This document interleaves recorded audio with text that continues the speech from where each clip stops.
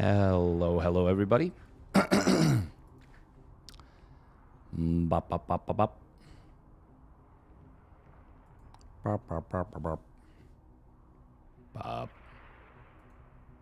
Bop, bop, bop, bop.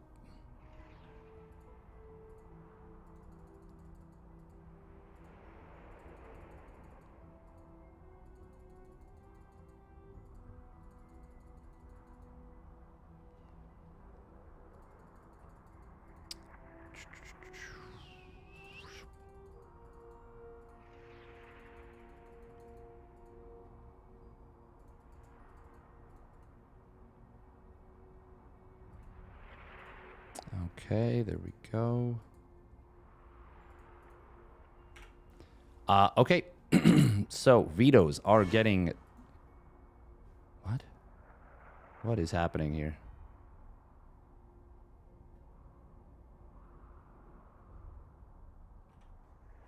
What is going on with the SE EVO stuff this morning?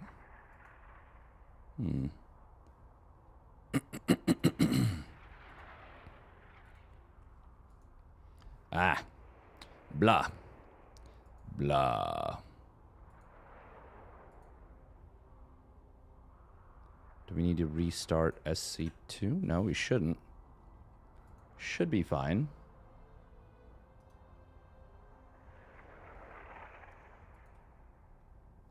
I wonder if they're just waiting for RSL to finish.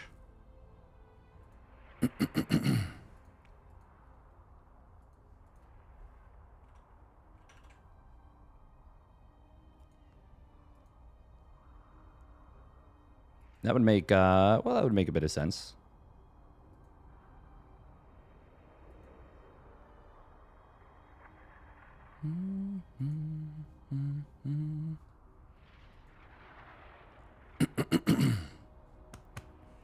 Oh, man. La, la, la. Ooh.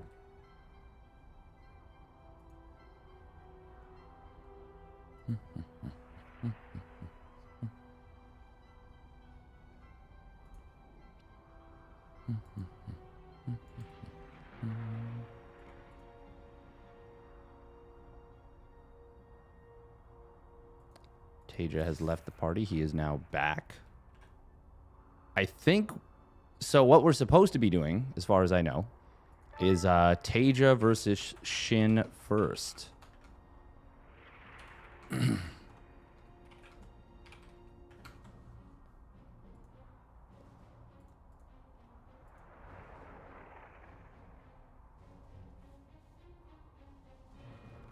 far as I know. Who will win this best of 7? Brood War versus SC2 match. TaeJa or Shin. We're going to put 10 minutes on the prediction. I'm not 100% sure.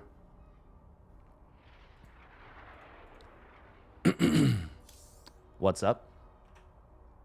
Kind of wish I'd gone and gotten myself a coffee this morning now. That I'd had a coffee. Welcome, Saya Salt. Best of 7? Yeah. And reminder that you cannot play the same map twice in a row. Wait, hang on. Did I not go live? Okay, we did go live on YouTube. Good, good, good, good, good. Oh, man. La. Ooh. This will be, relatively speaking, a pretty short stream, I think. SC2, SC EVO. And... it is going to be Sylphid to start things off. Reminder that, once again, this format is very unique. It's called Conquest format. And what that means is that once you win with a race, you cannot play that race again.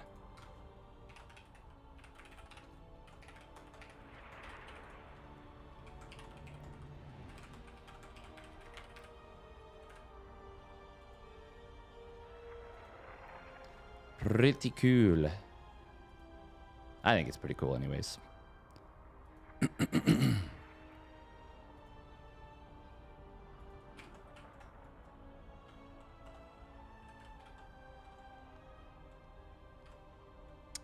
SC2 RTS. Here we go.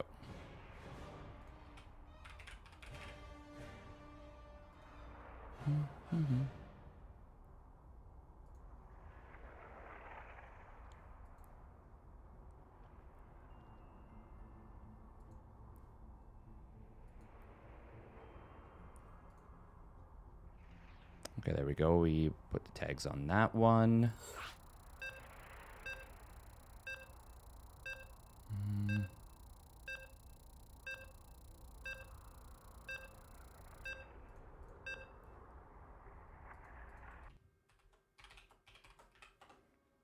There we go.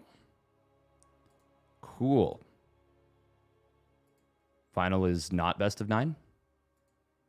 Best of 9 would be pretty nuts. That would mean you would have to win with 5 out of the 6 races. It would mean that there's a very good chance that games 7, 8, and 9 are just all Clown Fiestas. By the way, we are going to see Shin's Brood War Zerg against TaeJa's Brood War Terran.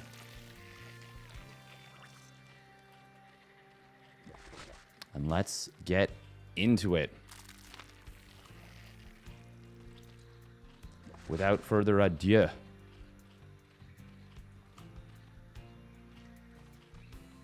Spawning down in the bottom right, it is Weibo Gaming Shin. Shin he bomb. And his opponent spawning up the top middle of Sylphid, it is TaeJa. Summer of TaeJa, baby. Summer of TaeJa. His depot was a little late. An eensy bit. It is going to be barracks at the front. This seems like a lifted barracks marine play to try and snipe the first overlord. And Shin is scouting the correct direction, which may end up being quite unfortunate for him, actually.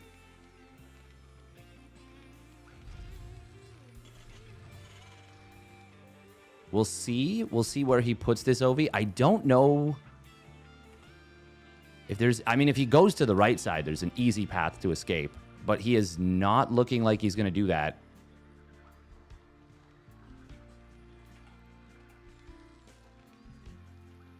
Oh.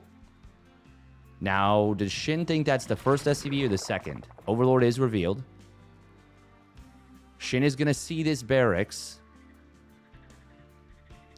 At the very least, he's going to check on the command center. Does he just go straight through? And if he does... Well, this is just not going to work if he does.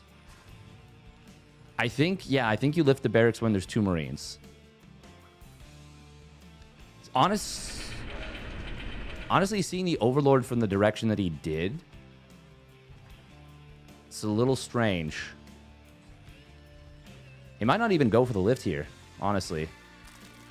We're going to see a very quick layer coming in from Shin. You don't need to get lane speed right away to deal with the Reaper or Hellion drive-bys, so a lot more options for teching. And 2-base plays are very good in Brood War. Even with the accelerated economy you get in SC2. Now, TaeJa does open up very quick engineering bay. Getting the first gas, able to support that +1 weapons, and will go into a second one behind this. Academy starting up as well. We'll see how big of a commitment this is. Lings are going to get in. They will scout the... Or, sorry, SCV is going to get in. It will scout the lair. It is going to be a Hydralisk den out of Shin. Will we see a very fast Lurker rush? Well, he starts up Ling speed. Okay, he cancels that. I was going to say that would be super strange if he goes for that. Oh, looks like TaeJa wants to kill this cocoon. It is going to take a while. It's going to be tough to kill, tough to deal with lurkers without siege tanks. He will have the comsats. Will we see Shin go for hold fire lurkers here? Same as he did versus Hero Marine. They were extremely effective.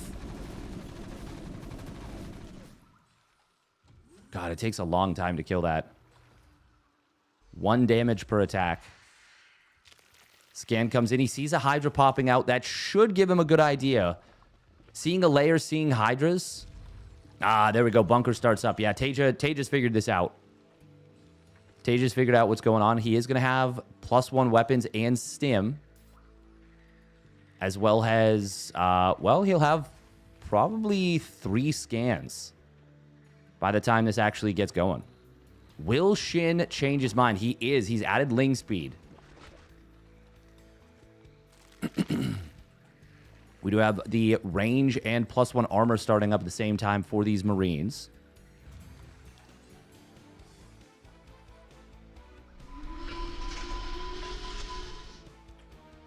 Oh, look at that missile turret at the front. Very nice. Shin did drone up a little bit. He's obviously built multiple sunks at the front. He wanted to survive up to this lurker play. But now with the Ling speed, he is going to be looking, I think, to wrap around on his opponent. But it looks like, no, he's going to throw down a 3rd hatch, add some more drones, Hydralisk speed, and an EVO chamber.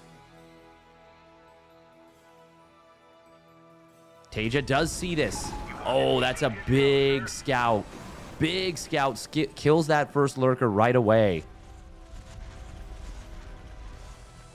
He does have some hold position units.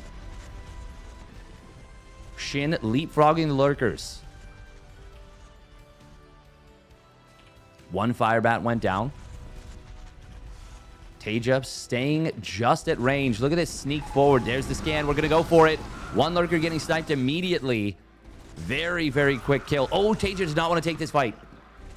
Especially without range. God, it's so close.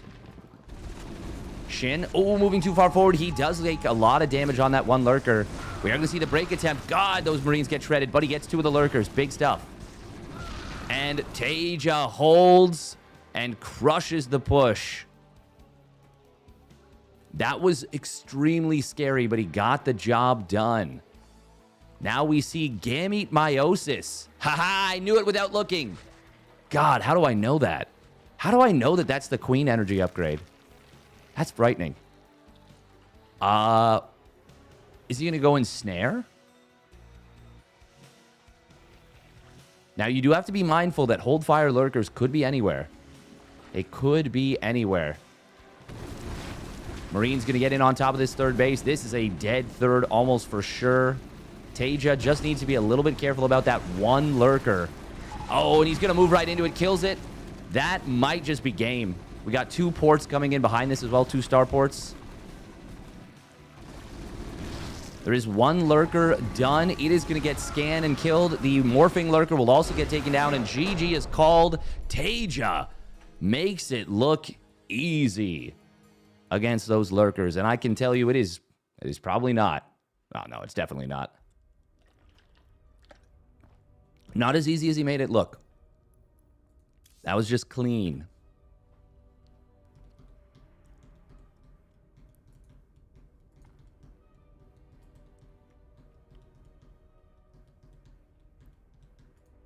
Very, very clean.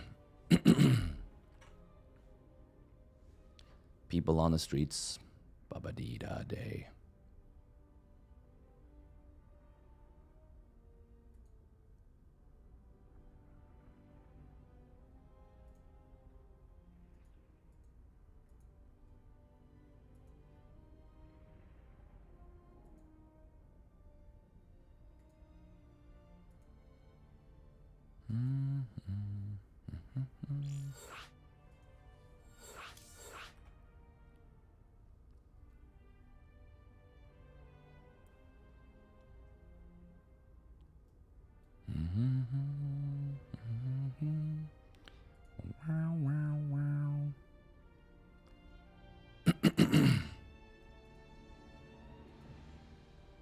Why am I looking sad? I think it's just the morning and my voice is a little froggy. A little froggy. A little froggy. TaeJa's so good at this mod. No, I'm definitely just, if anything, like, just very, yeah, muted in the sense that it's like early morning. Oh, wow. For the second map, TaeJa is playing SC1 Protoss versus Shin's SC2 Protoss. This is going to be such a wild set of best of sevens. It is so kooky. Looking into the bracket yesterday, rubbing your eyes. Oh, seeing how good TaeJa is? Yeah. Yeah, the man is playing some impressive stuff. He is doing some cool stuff.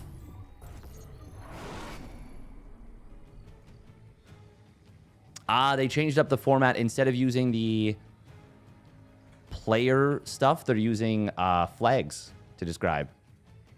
Yeah, I might just do the regular stuff today.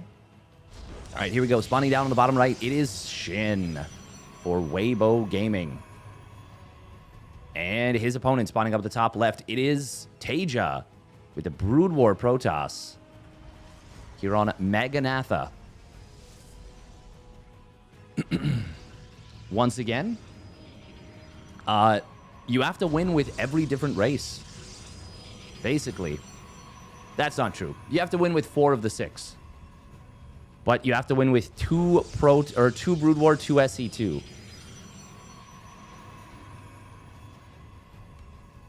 So you can't just stack up SC2 races or Brood War races. Now, TaeJa's already gotten Brood War Terran victory. Shin still has Brood War Zerg and SC2 Zerg. TaeJa still has SC2 Terran. And those both should be the strongest. Now, oh wow. Shin is going 1 gate expand. Can you do this against a double goon play? I don't think you can. I think if they execute a double or like just a goon rush. But wait, didn't Shin pull off like a very good defense with Immortals versus the proxy Robo Scarab? Reaver all in. You're condemned to only play one video game for the rest of your life. What game is it and why? I mean, it's probably StarCraft 2. I feel like that one's self-explanatory. If I'm allowed to use play customs, it's almost definitely SE2.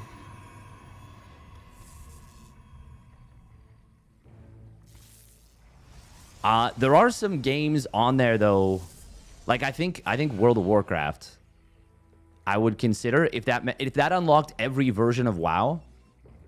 World of Warcraft would be higher up the list than you'd expect. Oh, probe does get missed. It is going to be a robo facility out of TaeJa. Not the official Microsoft pay to win. Fair. Robo facility coming in for Shin as well. First 2 goons are here.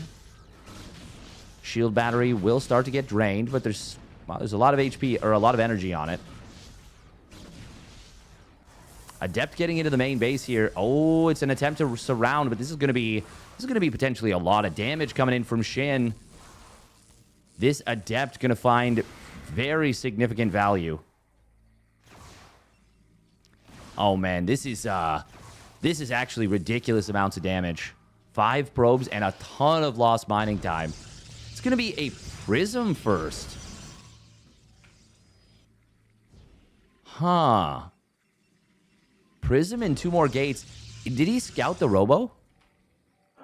He did. Very surprising, honestly, that it's not an Immortal first. It's Prism Observer. Oh, wow. And he's getting a Twilight? I mean, I guess he saw the Nexus is done. Yeah, this is fine. I think. Okay, moving out with the 4 Stalkers might not be fine. Oh, 4 Stalkers versus 2 Goons. That's actually a really nice find for Shin here. Oh, and look at that micro with the with the Prism. Going to be able to go hunting. We do see TaeJa turns on the Prism, but it is Shin who will get into the high ground location. There is a mischance shooting into these bushes. TaeJa taking advantage of that, but not going to be able to get any additional value there, really. More just slows this down. However, that is 4 Dragoons for nothing. Shin popping off here. That is an Artosis pylon, by the way. Uh-oh. Oh, no, it doesn't power the Robo. Just like in SC2, you're going to be able to one-shot workers with 4 Stalkers. Oh, nice hot pickup there on the shuttle, saving the 3rd probe that was going to be a victim. Still very good value coming in. These 3 Stalkers in the natural not going to be able to do too much, especially with a shield battery there. Scarab getting baited out. Oh, Shin. Oh, Shin is managing this Reaver so well already. God, look at that. Okay, that one not so much. Oh, uh-oh, uh-oh. Ho, ho, ho. He immediately recalls. That would have been... Anything other than that would have been a fool's errand. But Shin, up 14 workers. He's got Blink very far along. Immortal started up. Oh, and now the Reaver drop. Oh, it's going to get spotted. Shuttle speed is not quite done yet. It's going to finish in a moment. But this is a very dangerous situation. And he's got... Okay, that's got to be GG, right? No? He's not going to tap yet. He's got 1 Reaver popping out. But Blink is about to complete. I actually don't know. When you blink away, that has to break the leash, right? On the Reaver's Scarab.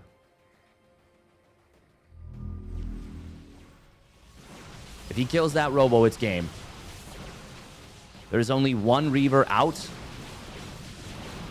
It is slowly waddling its fat ass back over. We are going to see the War Prism getting sniped.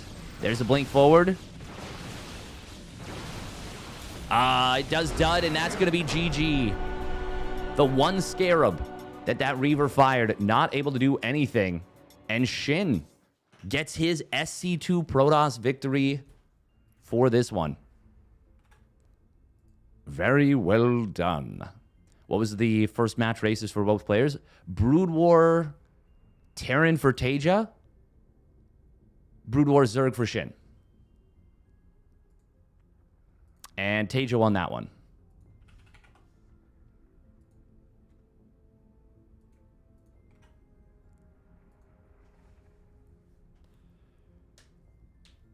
Oh. Yeah, no, I'm just, it's just early. Early into morning for me. Been a lot of days of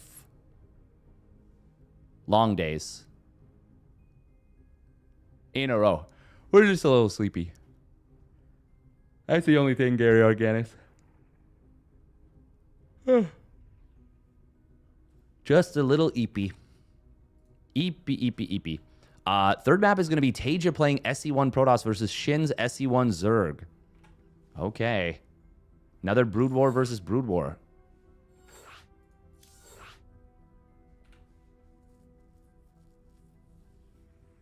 This tournament has lasted so many days. Yeah, it has. Started Monday. And it still goes till tomorrow. Still one more day. Yeah, you're right. I do look sad, but I'm just like very muted. Balancing this SC2 versus Brood War must be so weird. It is fair to say that this particular tournament is kind of a weird situation.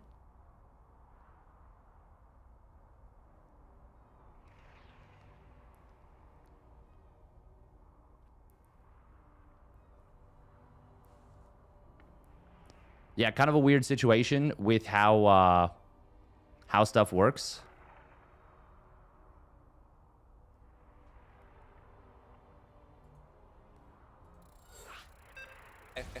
Yeah, and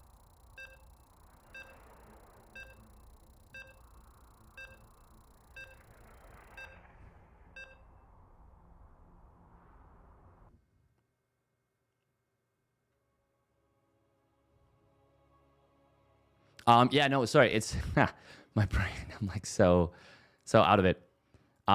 It's the design is meant to be SC2 versus Brood War. That's how the designers intended the mod to work. All right, here we go. Spawning up at the top left, it is Weibo Gaming's Shin. In the red. And his opponent spawning down on the bottom right. It is TaeJa. In the blue. Welcome, Coffeeling. It's been a hot minute since I saw that name. That nickname? Yeah. And he is really, really good at this SC2 versus Brood War mod. SC EVO, as it's called.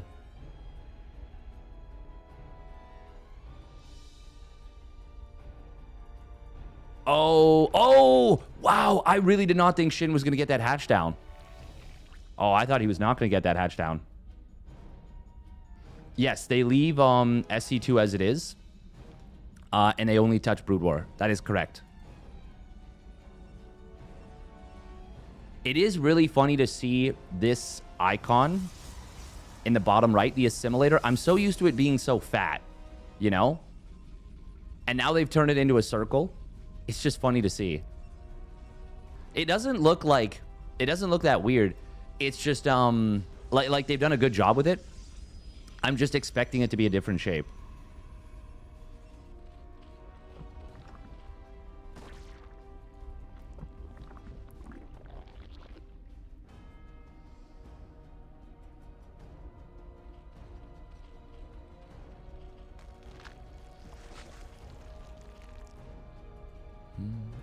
Ah, third hatch. Okay. So hatch, pool, hatch. Gasless. I mean, with no adepts, is there really a big threat here? We're going to see a zealot produced out of TaeJa. Always a chance he cancels that, but it's not. Unknown. Unknown. I'm really curious. Yeah, what do you do? Well, what do you do in this mod in general? What do you do against like a Hydra bust? I don't think there's a lot of great options, honestly.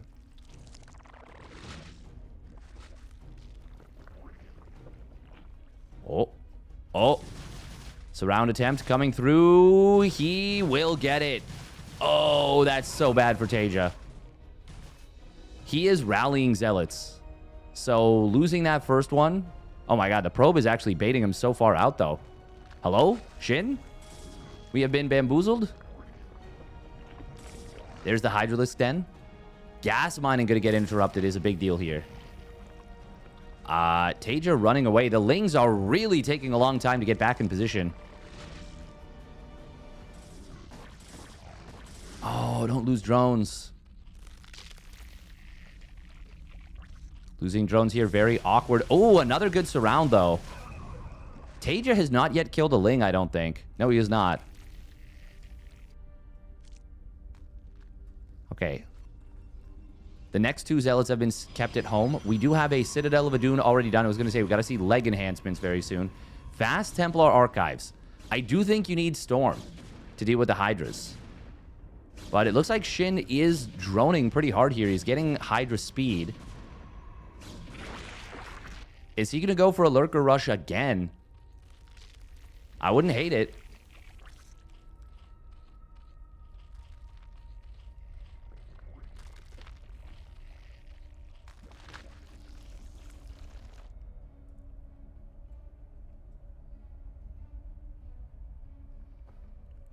DT Corsair could also be an option. Looks like he is going to be going for DT. Corsairs do not... I don't think they're as good as their Brood War counterparts. Like actual Brood War. No Ling speed, and it is Hydra range after this. So it does look like it's going to be a Hydra bust. Just 37 drones. Which is actually very high for a Hydra bust normally. Oh. DT will not be able to help here if this gets revealed, and it will. Oh, barely goes down. Zealots are, I mean, they're speedy. They're zoomy. But there's so many Hydras here. Pylon getting targeted. If he kills this, that will depower these two gateways. Probes being pulled. Nice pullback, though, from Shin. Is this enough to actually hold this for TaeJa? Good Hydra micro here. Nice dancing around. Cannons starting up. Nah, there's too many rallying units. I don't really know what you can do here. That once again, this is not meant to be. It's not balanced around Brood War versus Brood War. So, for example, I do think Hydra busts are just. I think they're just too strong. I just think it's a big advantage. Shin though. Now goes up 2-1. 2-1 lead now.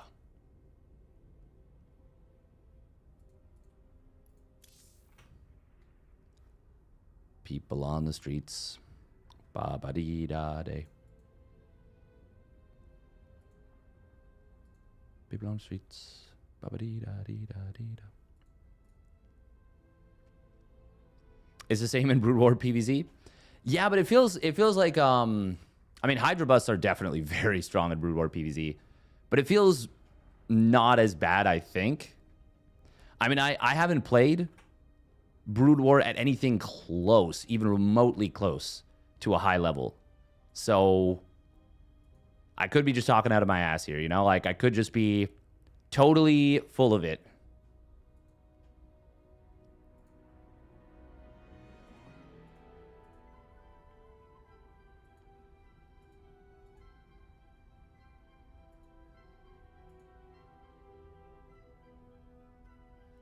But it doesn't feel quite as bad,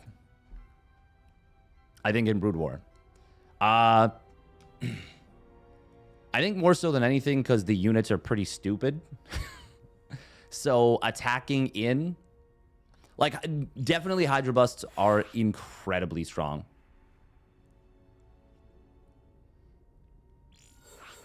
TaeJa gonna get his main race. He says, I don't like being down 2-1. I really so for the best of threes, it's the double blind feels really silly. But for the best of fives and best of sevens especially, the double blind pick on the races is very cool. So for this one, we're going to be having SC2 Terran out of TaeJa versus Shin's SC1 Terran. Shin still has not played his SC2 Zerg. And in theory, that should be basically a guaranteed win for him. So the pressure is, I mean, it's pretty high right now on TaeJa. It is pretty high. Hey, think of the raid Harstum. Welcome, welcome. Yeah, I was humming Under Pressure for some reason. Just the way she goes, you know? Are the picks random? So the way that it works is that the players are double blind picking. So once you've won with one of the 6 races, then you then you can play another one. Sorry, you can't play that one again. I mean, I guess you can play a different one, but you cannot play the same one again. God, I am so tired. I did not have my coffee this morning. Yeah. You never sleep? I could use more sleep. I could use more sleep.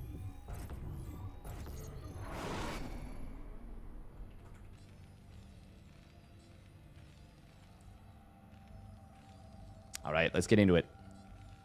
This is going to be a relatively short stream today.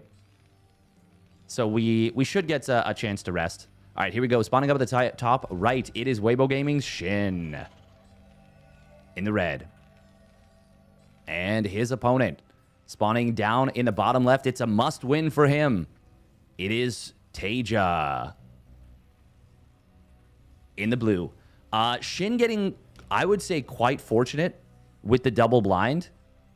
Once again, I think that the Hydra bust in ZVP, Brood War versus Brood War, once again, because the balance is intended to be Brood War versus SC2. That is how the designers have crafted the mod. I think that is one of the matchups that, you know, if the Zerg player executes, if they execute at a similar level, and the Zerg player just does the build properly, and, you know, like we saw in the previous game, I really don't know if there's anything the Protoss player can do. I'm trying to think of, like... I was wondering if maybe Scout DT would work.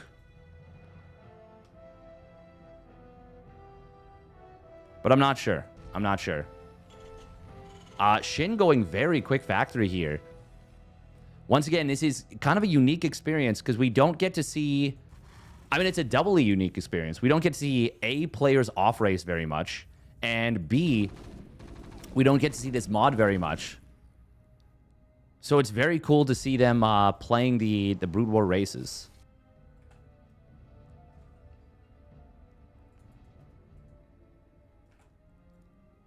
We are going to be seeing an expansion out of Shin. TaeJa. I expect he'll do the same. Oh, wow. Look at this. Shin getting in with the SCV. Actually going to be a bit of a nuisance here. Reaper on the other side of the map will get deflected by the 2 Marines. Blue Storm, bit of a weird map. This is a... Not every unit can fit through here. Actually, I don't know if the Vulture can. Okay, it can't. Yeah, there's only small units can fit through here. This little choke. But obviously something... So TVT, this is really, really interesting. Because if either player gets a siege tank here, or just a siege position, a strong siege position, that is going to be so difficult to deal with. It will be quick cyclones coming out of TaeJa. Meanwhile, a very fast siege mode. Are we going to see a control tower? Siege tank drop would be quite interesting. Vulture does get murked, by the way, by these Reapers. That's pretty funny. He dropped a spider mine. No, he didn't. Wait, what the hell? No, that's a grenade. I was like, that's not right. Yeah, I was looking at TaeJa and thinking he had the Vulture for some reason. No, that was a grenade that was used. Da-doy. Da-doy. Okay. I'm really curious what we're going to see here. It is going to be a Wraith, which would be good against Vikings or Banshee. Might even be able to pick off an SCV or 2. Hey, think of the raid Tasteless. Hope the RSL went well. I peeked in at the end there. We're going to see... Oh, a jump down into the main base. This is the SC EVO Brood War versus SC2 mod. Oh, Reaper grenades are going to be able to knock these SCVs away. They do have 60 HP. They are Brood War style SCVs. But this is still a lot of damage. And it's fair to say Shin is probably not used to dealing with Reaper harasses Brood War Terran very often. Wraiths do take care of business here. Yeah, so once again, the way that this works is... actually, hold that thought. Megfield Accelerator Cyclone. Can he get the kill? Oh, 1 shot needed. 1 more. This will get away. The way that this best of 7 works is it's called Conquest format. Oh, that's... Oh, my God, the triple lock-on. Oh, this is so good for TaeJa. He's going to kill all 3 siege tanks. That... Oh, my God. And he gets a Wraith. Sheesh. Is that just going to be game? Can he actually just win the game now? Maybe. Wraiths will be able to kill one of these Cyclones, but he's going to lose both more. Yeah, GG is called. I wanted to explain the format, but I was rudely interrupted by 3 Cyclones ending the game. Damn. Okay, well, unsieged tanks from Brood War are not the powerhouses that they are for SC2. You do need to be sieged up.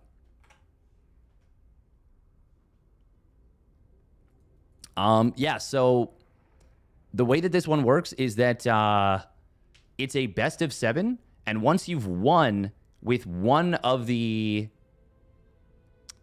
races. One of the races being any Brood War race, any Zerg race. So 6 races. You cannot repeat that race, which makes it very cool in my opinion. Very cool. Very cool, very cool.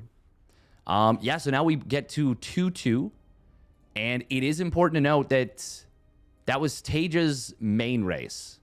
Main race. The thing is, though,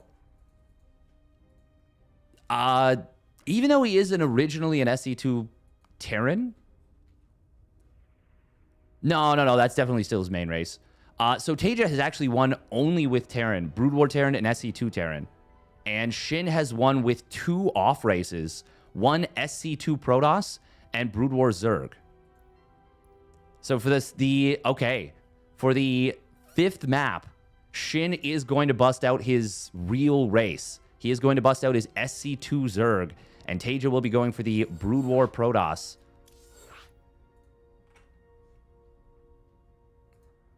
It's a lot to follow, I know. It's like Meta Madness rules from Heroes of the Storm. I will have to take your word for that one. But, sure. Cinema. Absolute cinema.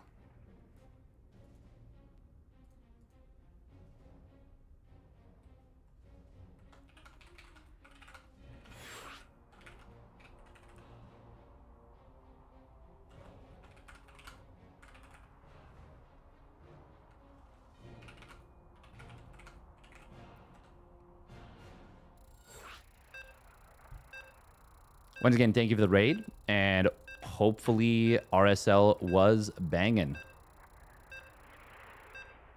Oh, ByuN versus Maru tomorrow. Ooh. Ho. Ho, ho, ho. That's pretty cool. Okay. Will Shin just kill him with Hydra?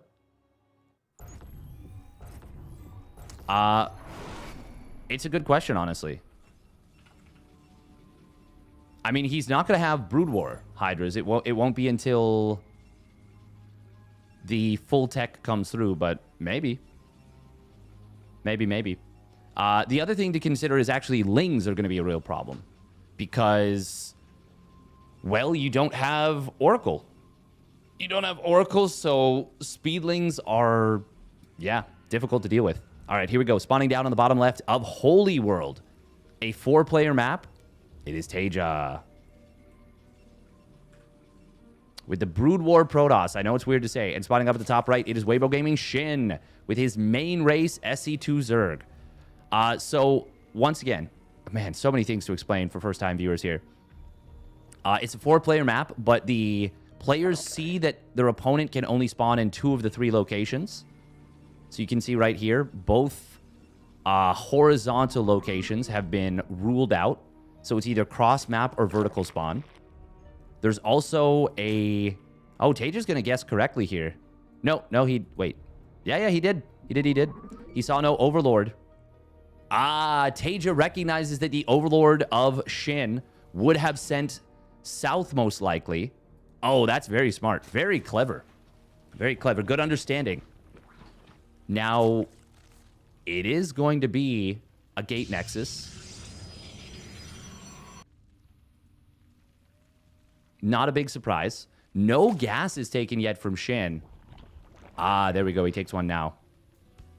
Kind of late, actually. Quite late. I wonder if this was going to be a fake out. Shin did drone up 2 higher. Because it's 18... workers optimal instead of 16. We'll see if he still full saturates this gas right away. Okay, yeah, looks like it. Yeah, so this operates in the SC2 game engine. Oh, it's going to be a very fast Citadel of a Dune out of TaeJa. Okay. Can Wraiths shoot on the move like Phoenix? Not exactly like Phoenix, but you can do a bit of moving shot micro. But they... Yeah, they can be micro like Mutas. A little bit, yeah. Actually, Brood War Mutas are, to me, they are just cracked. They are just such strong units. Now, yeah, I think one of the most dangerous things is going to be the... just the fact that there's not really a great answer to Speedlings. But we're not seeing speed getting played at all. Shin does go for the double Overlord at 36. This may have been an intentional play. A constructive supply block, so to speak. Lings of Shin getting in and getting to scout the Templar Archives first is so good. Now, hang on. This is... Is this just like kind of a DT rush? Obviously, the Overlords don't provide vision detection. It is going to be 2 DTs. Surely Shin... I mean, I guess the DTs, yeah, they keep you safe against any pre-layer timings. TaeJa didn't get a crazy amount of scouting information. Okay, there we go. Spore Crawler starts up. And it's not a DT drop. Could have been. But... Or, well, not could have been. Could have been if it hadn't been scouted. Here come the first two DTs, but Shin calmly gets this Spore Crawler out in time. The only thing is he needs to make sure that the DTs don't run by.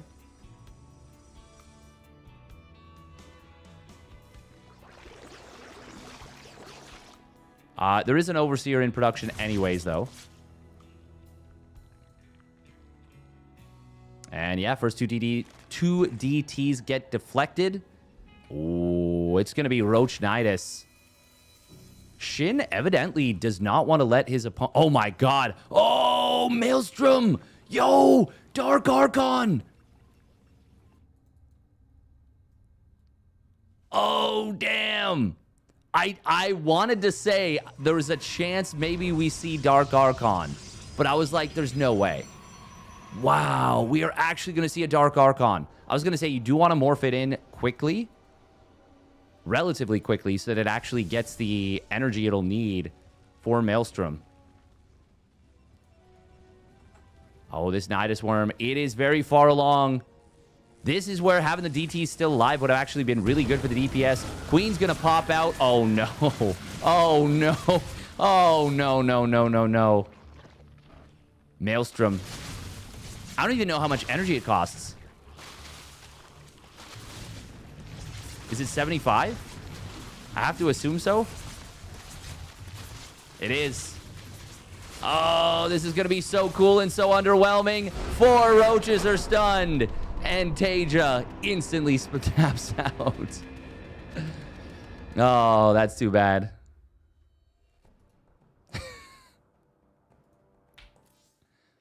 That was very sad. Yeah, I think... I mean, one, this was just a very sharp build from Shin. He was not messing around. He was playing to win. As you should. But, yeah, TaeJa was very, very caught off guard. Is this Brood War inside SC2? It is. It is, it is. Okay, we got to run a minute and a half of ads before the next game. And we'll get into that one. Bum, bum, bum, ba-da-dum. Brood War Protoss just getting busted? A little bit. A little bit. Busted up, even. Classic is out, by the way, who I do believe is the best at this. Hey, thank you, Celloman X, or possibly Celloman X. Oh, for the 6th map, it's going to be TaeJa's SC2 Protoss versus Shin's SC1 Terran. So we are now into double full off-race territory. Both players have won with both Brood War and SC2 versions of their main race. TaeJa obviously, or sorry, Shin has also won with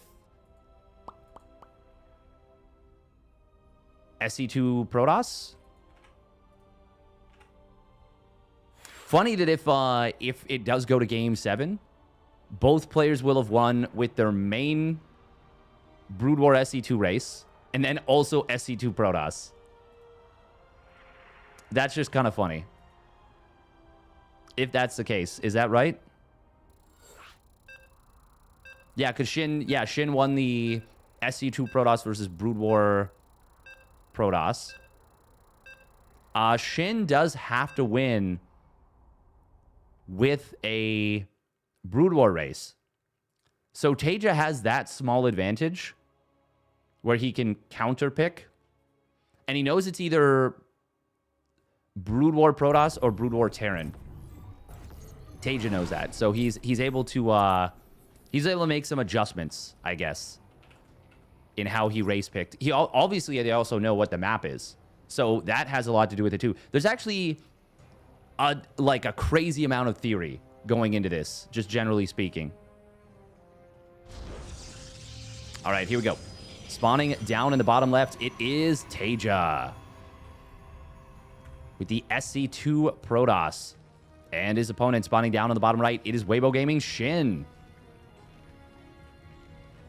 with the Brood War Terran. Now, if this does come down to game number 7, yeah, things could get very weird. I actually don't even know what the map is. By the way, Destructible Assimilator Gates. This is the map Troy. I've been talking about this. We have not seen it yet used effectively. I don't know if we will at all. Oh, TaeJa. Oh, checking into the bushes in case his opponent did something weird. So they both know that it's not vertical spawns. SCV, good to go, sir. And it will, in fact, be horizontal spawns. I think... I actually don't know who that's better for. Stimmed bio pushes were very strong from the Brood War side. A lot of damage coming in on this SCV. Obviously, there are differences between the Brood War and SC2 races in many ways. Oh, I forgot the Brood War SCV, or workers, Brood War workers just in general, have more range. Yeah, they are, oh, man. If it goes to Game 7, we're also going to see TaeJa play Zerg. Oh, true. Wait, no, not necessarily. Not necessarily. He could still play SC1... Protoss.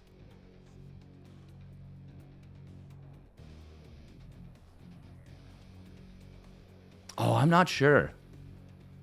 Because Shin would either play Brood War Terran or Brood War Protoss. And... oh, man. That TaeJa would either play Brood War Zerg or Brood War Protoss. I think that it would end up being Shin's Brood War Terran against TaeJa's Brood War Zerg. That's my guess. That would be awesome. Oh, that would be awesome.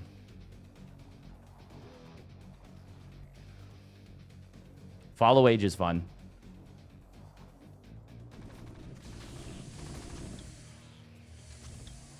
Just got over 100k channel points. Oh, nice. Nice.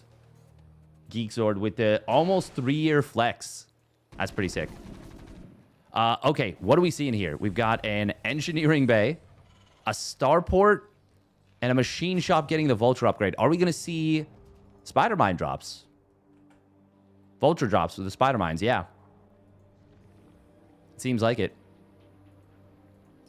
If he... yeah, I was going to say, if he doesn't build a control tower, this would be almost nonsensical.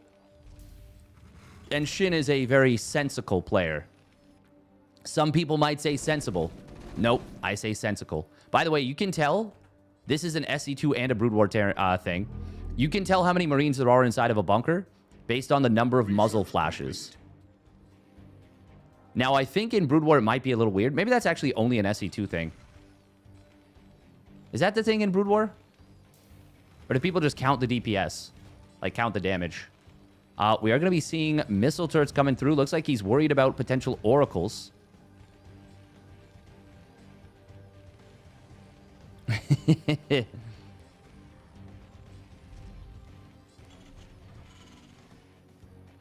I like the follow age on that one. That's funny. Thank you for the follows, Jack. Oh, Hallucinated Phoenix spots the Vulture drop. Oh, that's so good for TaeJa to know about. Frankly, I'm kind of rooting for a game number 7 because I want to see the madness of reverse race, like double swap. They're both playing Brood War when they're SE2 players, and they both would be playing their off races. I actually don't know. Can you blink dodge this stuff? I mean, Observer's going to be out in a moment anyways. He doesn't need to get fancy with blink.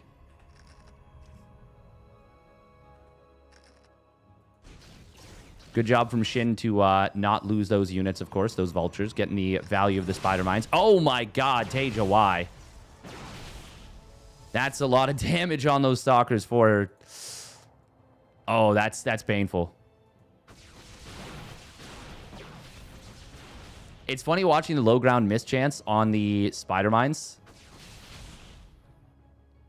Now, once again, if you destroy this gate, only minerals and very small workers and very small combat units can fit through, like marines, etc.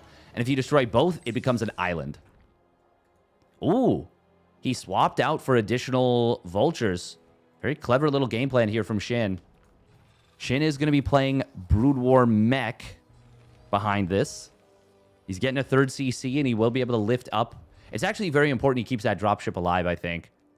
Because he's going to want to be able to lift up and transfer workers over, but he's going to lose it. Oh, he misclicked lifting back up. One probe for the whole drop. I just talked about how it's important he keeps that alive. He can rebuild it, but you don't want to have to. It's going to slow down everything else.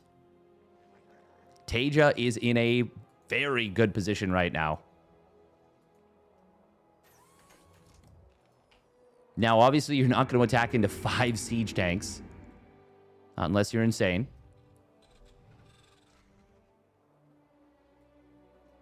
I don't think... You can't... No way he can blink across. I'm sure this is unblinkable terrain. If it's not, then you could blink into your opponent's main base, and that would be... Well, that would be a real problem for Shin. TaeJa going to take the top left base. He is getting into the Templar Archives. Archon's going to be very good against siege tanks. Scan comes in, will spot the Observer. Oh, it's going to be a snipe attempt on one of these tanks. He will get it. Gets the Goliath. No, he doesn't get the Goliath. He wanted the second tank as well. It does get the Goliath ultimately, though.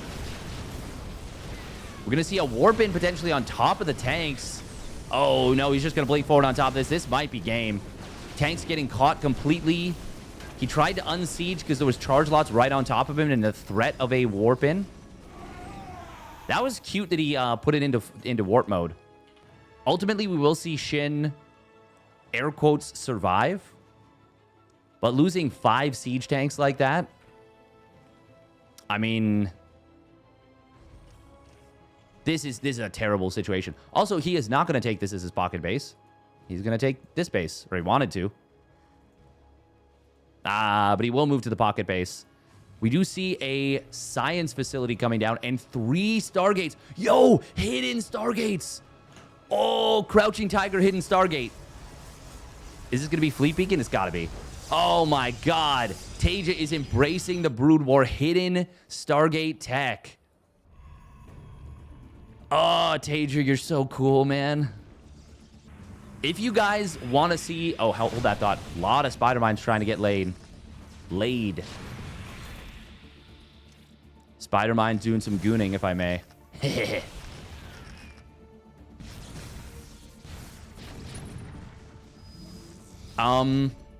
Yeah, TaeJa had a sick series earlier versus... I believe it was Classic. Oh, Archon drop going to try and come in. No, TaeJa, no! Oh... I was just singing his praises. We do have the Karen boosters coming in. You might think it's Charon, but it's definitely Karen. The fact that Shin is now able to get this base up and get the turrets... Like, if a warp-in of Zealots came through here, that would have been a disaster for Shin. I actually don't know if he would have been able to secure this, period. Now he gets to set up here. Wait, can you actually... You can't blink across. You can? Oh, that's busted. Oh, that's busted. Oh, he missed one of the blinks, though. Vultures are going to find a little bit of a trade here. Tanks will try and drop. Oh, he's doing the SC Master. He's doing the StarCraft Master Micro. Damn, sick stuff out of Shin right there. Oh, that was actually so baller. That was cool. Oh, it's going to be a drop attempt, though. Sentry first. There's the Warpin. He doesn't have rapid fire for his Warpins. Hashtag honorable Roddy play. Rotterdam would be so proud. No rapid fire on the Zealot Warpin. Oh, Prism is going to get past the turret. Just barely. We will see the Goliath clean this up. It's Shin going for a massive attack on the other side of the map. Carriers are coming through. Oh, so many SCVs have fallen at this pocket base. There are a few Goliaths. Are there enough to deal with 5 carriers? I was going to say 3 carriers. Oh, Widow Mines. Or, sorry, Spider Mines. They do get some big value shots there. This push is looking pretty strong. Carriers do reveal themselves on the top side. Now a 6th carrier popping out. Mass Goliaths on the reinforcements. Just like Brood War. Just like Mama used to make. +2 weapons is done for TaeJa. He's also getting +2 air weapons for the carriers. Vultures left with the unenviable task of finishing off this Nexus. And I don't think they're going to. Oh, no. Shin. Shin, he could have just killed it with like... Oh, no. And now we're going to see... I love it. He uses the gates. He's going to drop... Hello, kill. Kill the other one. Oh, no, that works too. Workers can still fit through, but Vultures can't. Oh, that's smart. That is very smart. He's done the same thing here. Oh, TaeJa is clever. But is he going to be able to deal with the mass Goliath? I'm actually not so sure. This command center has now been sent over to this top, or I guess 3 o'clock base. Shin might be doing it. He's going to have 2-2 on his mech versus 2-0-0 carriers. And, like, carriers are good. But that's a lot of Goliaths. I actually don't know if this is enough Goliaths. I mean, the upgrades they're going to have is going to be really good. Oh, Zealots picking off a couple of them. Oh, carriers getting their interceptors out. TaeJa did manage to pick off some units. Yeah, only losing 11 interceptors. God, 35 Goliaths is an insane number. Cannons at the top of the ramp going to help out a ton. Tempests being produced here. TaeJa going to try and get all these interceptors out. Will this be enough? Zealot's going to warp into the fight. Oh, he's going after the tanks first. That is pretty smart to enable more Zealot warp-ins. And it's actually helping a lot. They're really bumbling up the AI. 3 of the carriers did fall. A lot of the interceptors going down as well. They need to be rebuilt. He needs time for that, but Shin is not giving it to him. However, Shin, I mean, he's even... Actually, no, he is outmining his opponent currently. I wonder how far along Shin's main base is for mining out. It doesn't matter. Zealot Warpin is going to be enough. TaeJa got enough interceptors back out. I know that it looked very one-sided there at the end. Yeah, I mean, there was just too many interceptors. Not enough Goliaths coming back in.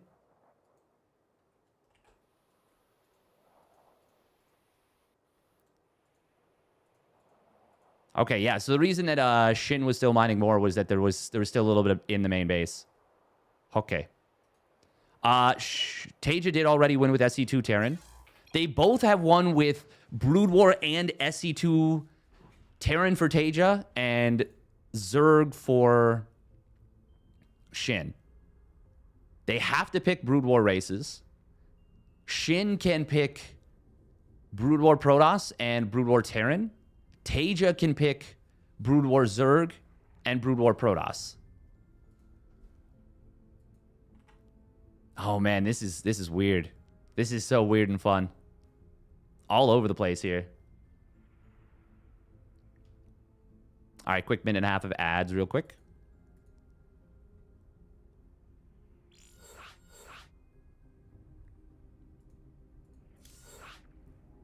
All right, TaeJa picking Brood War Protoss versus Shin's Brood War Terran. I mean, I guess TaeJa just doesn't feel good with the Zerg. So he has not played Zerg at all, I think.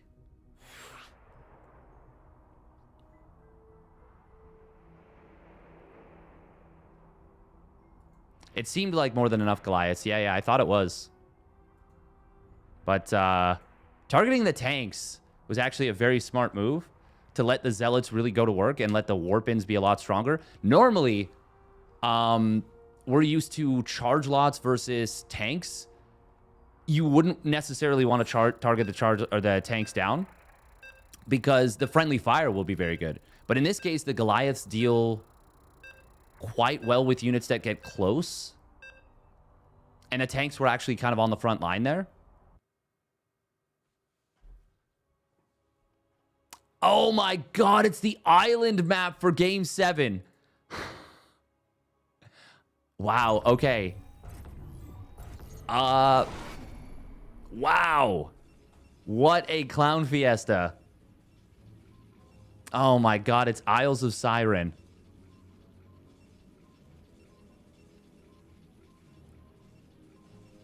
Isles of Siren. Okay, here we go. Spawning down on the bottom right, it is TaeJa.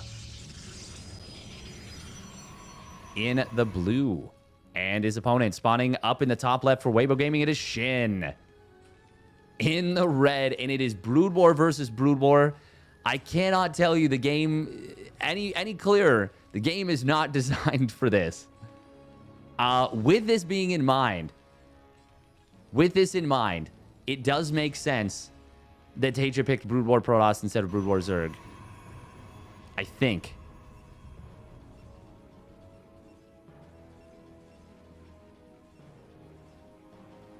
God, this is so weird. It's going to be CC first out of Shin. I mean, how do you deal with BCs? Is it just the carriers? Can the carriers even do it? It's Yamato gun.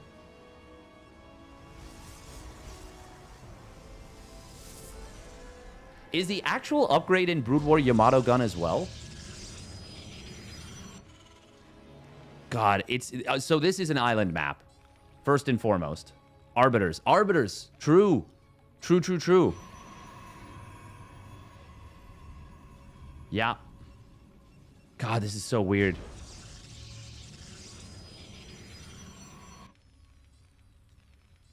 But then, science vessels with the EMP is going to be strong too. Yeah, I'm pretty sure it's Yamato cannon in Brood War. But they changed it to Yamato gun.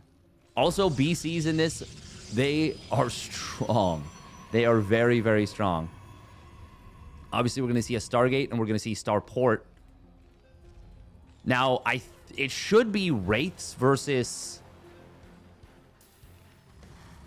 I don't know if we'll see Corsairs or if we'll see...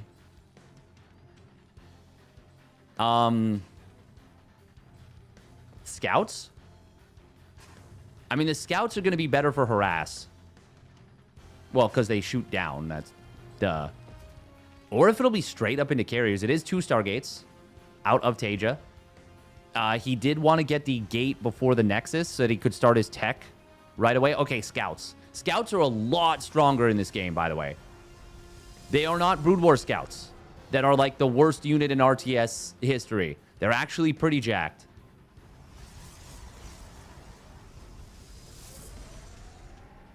And they're a lot cheaper, too. See a lot of late spellcasters in the late game. If it goes to that, yeah.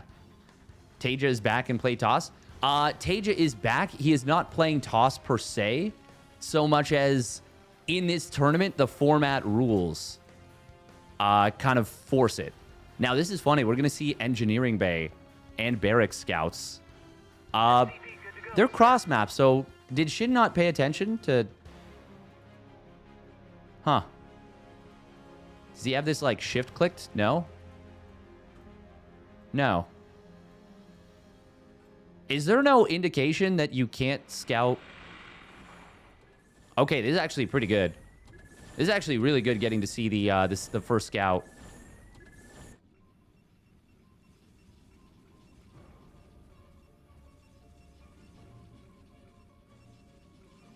No additional Stargate unit started up for TaeJa here.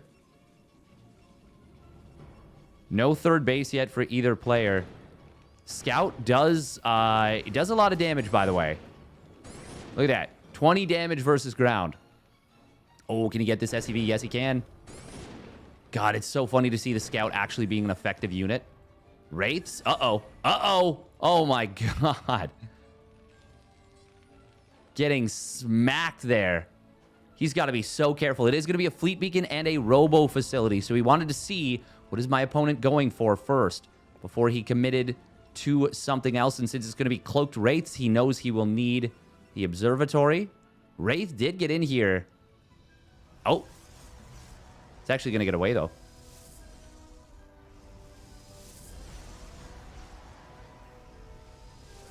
Oh, it's going to be speed on the Scouts first and foremost. Oh, that engineering bay trying to get a block on this base. Not going to be able to do so. Barracks in the middle of the map. There is going to be potential for speed shuttles. Wraiths do have cloak. Is there an observer out there? No, he hasn't started one yet. Oh, okay. He's got a cannon in each. Well, not this mineral line yet. That's a big problem. We need an observer here, TaeJa. He has a robo facility, right? He didn't cancel it. No, he didn't. He needs the observatory, though, which he did build. Here come the cloak. Wraiths cloaked. Oh, he's going to be able to depower this Stargate and fleet beacon potentially. The observer not being built was a big problem. And now we're going to see a dive on top of one of these scouts. He will get it very low. Oh, God. Look at how close the scout speed is to finishing. 4 seconds. There we go. There is the... Oh, man, the jump coming in with the observer. Observer speed being researched very quickly as well. That was an excellent jump for TaeJa, getting 4 wraiths for just 2 scouts.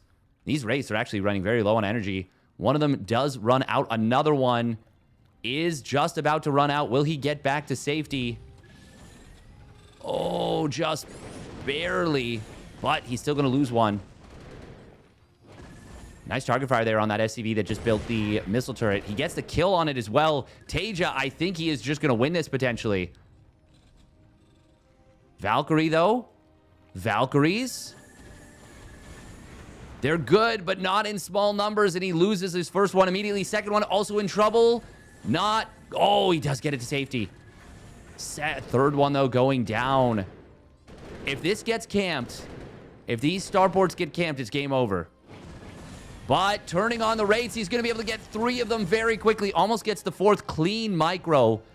Coming in, we have not seen an Academy. No snipe on the Observer. That is what has been missing for Shin. Oh, God. Look at that splash damage. Valkyries have got to be careful. He is going to go for the fight, but more and more scouts showing up. Mass repair is not going to be enough. He needed to wait for more Valks. But now we've got TaeJa camping his opponent's production. And GG is called. TaeJa will take Game 7 in an absolute fustercluck on Neo Isles of Siren. Oh, no, this is just Isles of Siren. Oh, my God. That was cool. You think they buffed scouts too much? I think not getting the Academy to be able to build the, what do you call it? Comsats. I think that was his big mistake.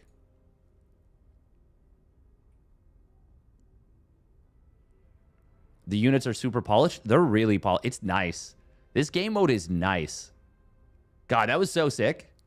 That was like such a silly and fun game. Silly and fun series. Yeah, that was awesome. That was awesome. Knives out, catch the mouse. Welcome Hamish as well on YouTube. PJV.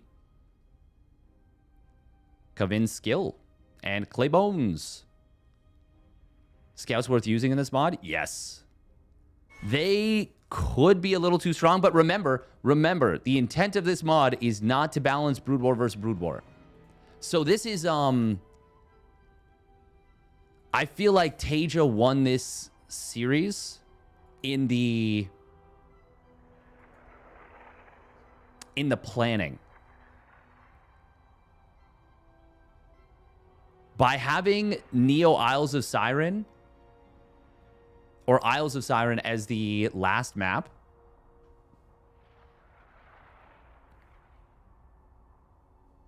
and having Brood War Protoss and knowing what to do, I mean, still, it's not that... Can I shout out your girlfriend? Her name is Potato. Absolutely. Shout out to Potato. Welcome, welcome. Hope you're doing well. Hope Hamish is taking good care of you. And that you're taking good care of each other. Yeah, that was fun. God, that was super fun. Next up is going to be Creator versus ByuN. That is going to be a best of 5. So we won't see as much madness, but we will still see some. We will still see both players having to win a map without... Oh, looks like there's going to be a new... Yeah, new party. Okay. We will see both players having to win a map without courtesy of their main race. Very cheeky.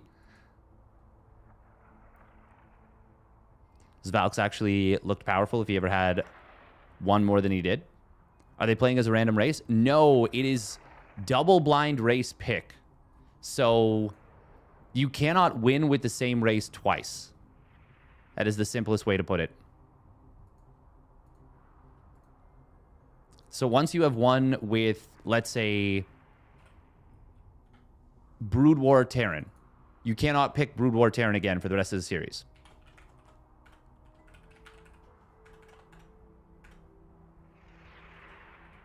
$5K points down the drain, but I don't mind. Well, that's good. Not the down the drain, but that you don't mind. Yeah, Valkyrie AoE is really, really strong. So, double blind pick? Yes.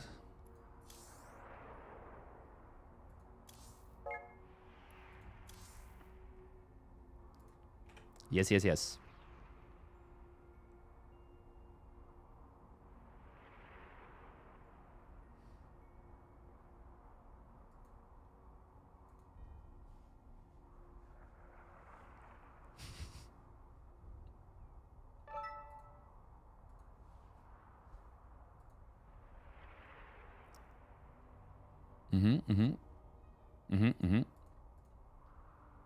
Thank you, thank you. There we go.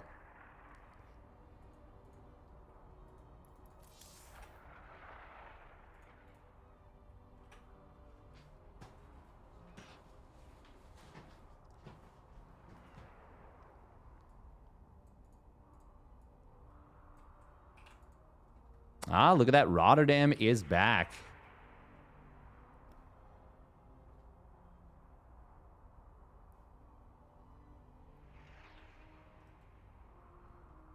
Mans is back. Mans is back.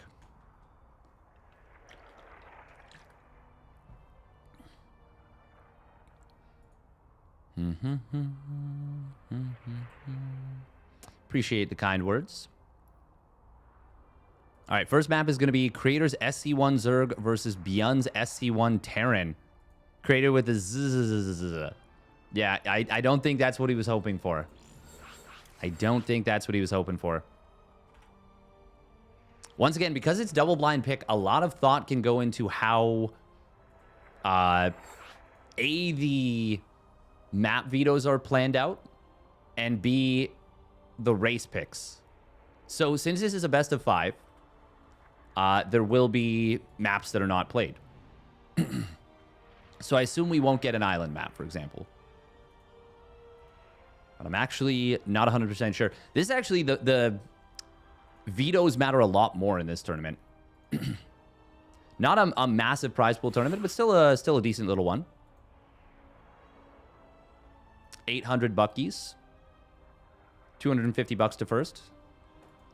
Honestly, I think this is just players are excited to play the mod.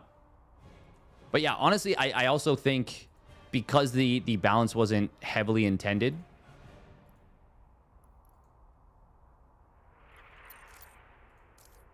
The balance wasn't like intended to be Brood War versus Brood War. I think that it's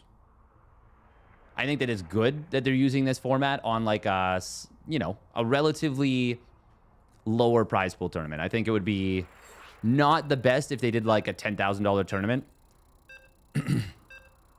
I will still say though, there's heavy strategic options, and I do think that the player with a better understanding of what they're supposed to do is more likely to win. And that's a good thing. That is a good thing. All right, it's going to be ByuN versus Creator. ByuN's SC1 Terran versus Creator's Brood War Protoss. This is a loser bracket match. The other one was winners finals. That was winners finals. This is losers semis? Is it loser semifinals? Yeah, loser bracket semis.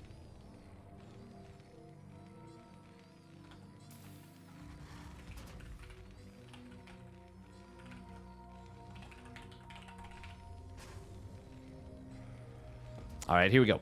Spawning up at the top left, it is the Shopify Rebellion's ByuN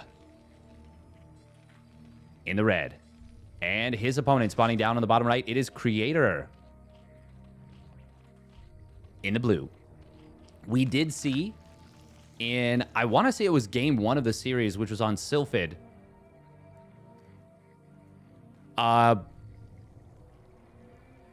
Yeah, between TaeJa and Shin. Shin played Brood War Zerg. And TaeJa played the Brood War Terran. Oh, a tag of the Watchtower. Huh, what? Was he thinking there was going to be a proxy? Interesting. Do you count same race when played in Brood War as an off race or not? Kind of, but it's like there's still obviously enough similarities that there's advantages. But I do think that it's still an off race, yeah. Like, I mean, like, for example, ByuN is not as good with Brood War Terran. He won't have that same level of understanding. But since he can play bio in this matchup, obviously ByuN's bio in Brood War is going to be excellent. He's a player that does very well with bio, with sharp timings, with the micro and macro. There's a lot of skill overlap. Just like I mean, any RTS, I would say, there's a fair bit of skill overlap. But there's a lot more, I think, for example, between, yeah, Brood War Terran, SE2 Terran, Brood War Zerg, SE2 Zerg, Brood War Protoss, SE2 Protoss. Although, obviously, with stuff like Warp Gate, things get a lot different. But yeah, for example, you can't queue up workers as SE2 Zerg or Brood War Zerg. You have to wait for the larva. But, I mean, with Warp-In, it's the same thing. You have to wait for the Warp-In cycles. You can't queue up units. You can't queue up production. ByuN kind of good at video games, I agree. Yeah. It's a bold take, I know. A bold statement. This was a CC first into the 3 racks for a while. This was the dominant way to play Terran versus Zerg. Honestly, this Conquest format is really fun. It is really, really fun to see.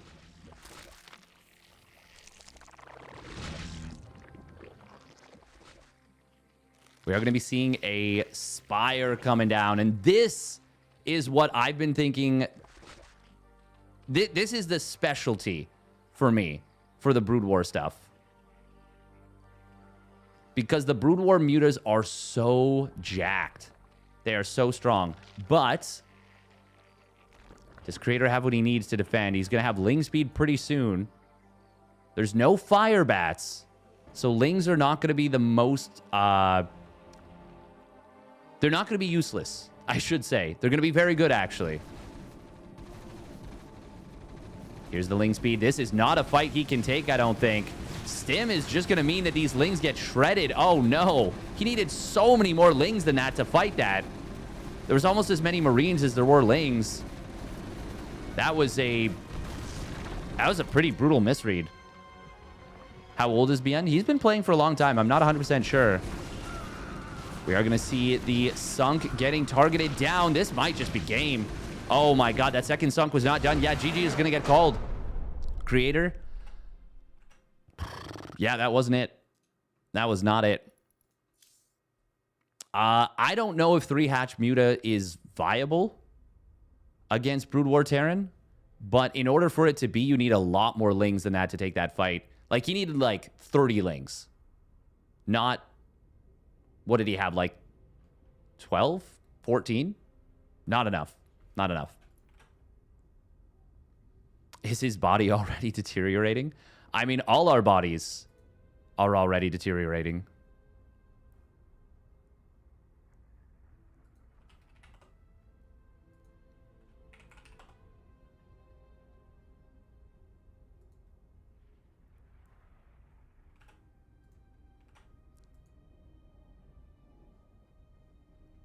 Maru the cat?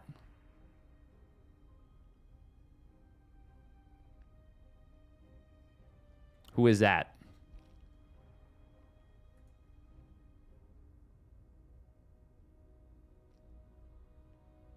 Older than 26? Olge? Oh, we're all Olge here. The only ones that are young are the, are like, you know, Clem, Raynor, Max Pax, Cyril. Are there any young Korean players? I don't think there's very many young Korean players.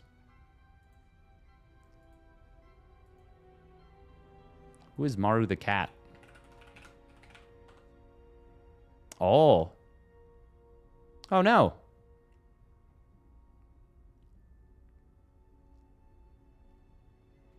At first, I like didn't know who you meant. I loved watching Maru slide into boxes. Oh. Yeah, them kids in their fast hands. It's true. All right, second map is going to be Creator's SC1 Protoss versus ByuN's SC2 Protoss. Oh. ByuN. Oh, wow. He might have masterminded this very nicely. He still has his SC2 Terran. Creator trying to get a cheeky dub with the SC1 Protoss. Does ByuN... Okay. How does ByuN know... What does ByuN know about how to play this matchup? We got there. We got there, guys. Don't worry. We've been seeing a lot of double proxy robo play, double proxy immortal, in order to fight the Dragoons, and it wrecks the Goons. It destroys them.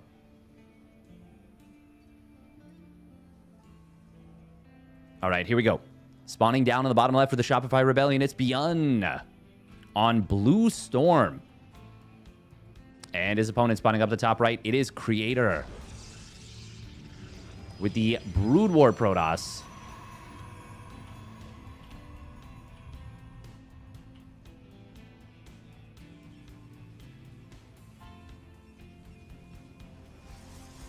Videos featuring Mario have been viewed over 577 million times. Wow. That is some incredible reach. That is nuts.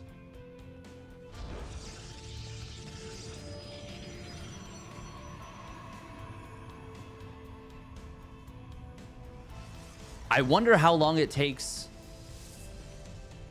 like, for example, a traffic light in a busy city to get viewed 577 million times in, like, a main city in the world.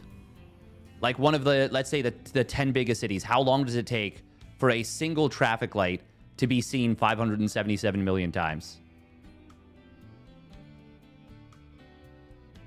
Probably years.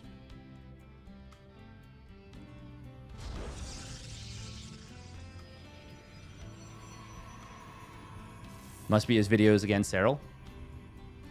I mean, Maru Serral video, that is my highest viewed video on YouTube of all time. Zealot starts up from ByuN, but he is supply blocked here. He did go double gate. Cancels the Zealot, now restarts it. He's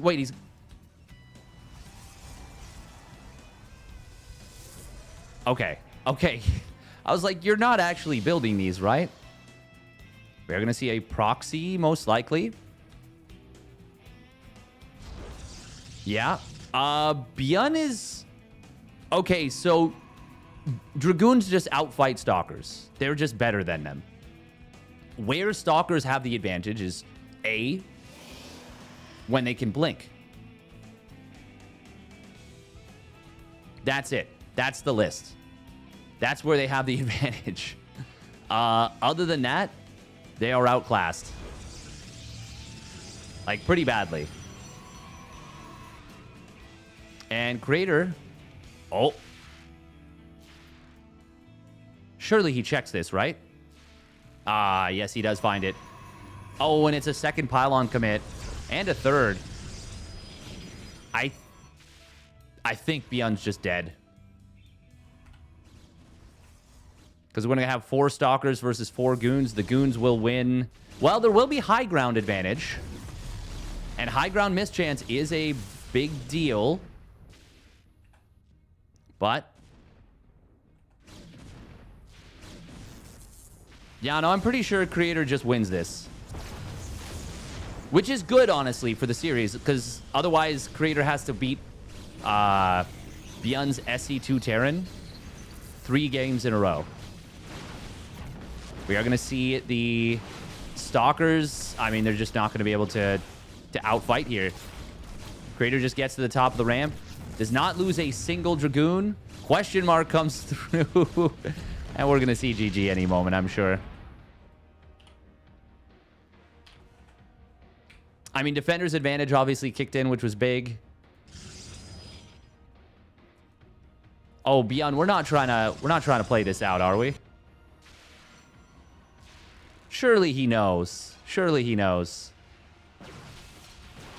Oh, Creator getting caught there for a moment. I think he was typing. But he's still going to be able to win this fight. Not as well as he would have, but GG gets called. There we go. Classic Zealot better than SC2 Zealot? It is. It's got 10 more HP. I don't think there's any other differences. It's got, sorry, 10 more shields. Oh. Blah. Big stretch. All right, so 1-1. So now they have both won with an off race. A Brood War race. Guess Dragoons are a lot better when they're not derpy? Yes. Yes, they're a lot better when they're not derpy. Is the damage different?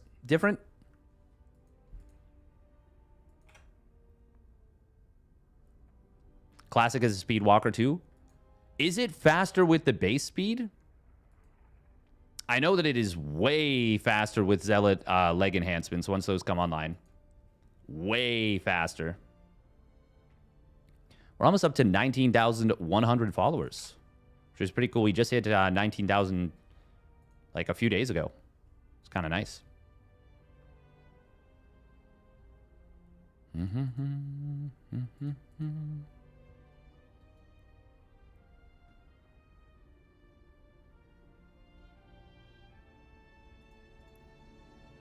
Bum, bum, bum, bum, bum. Wow, wow, wow, wow.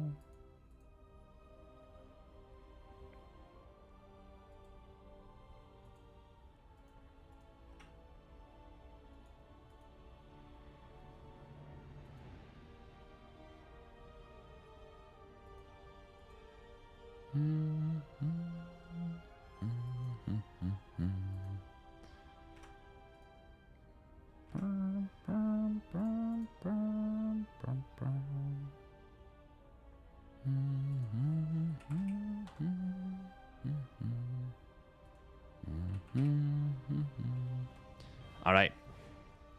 Game numero 3. Creators SC1 Terran versus ByuN's SC1 Protoss. Oh.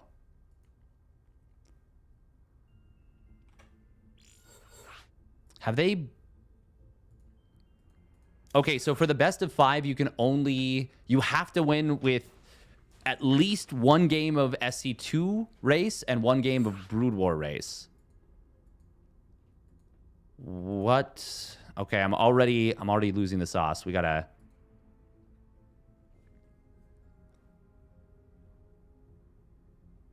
So they've both won with Brood War. But I mean, they both have their main race left. So this is a really important match, actually. I think whoever wins this one is highly likely to win the series.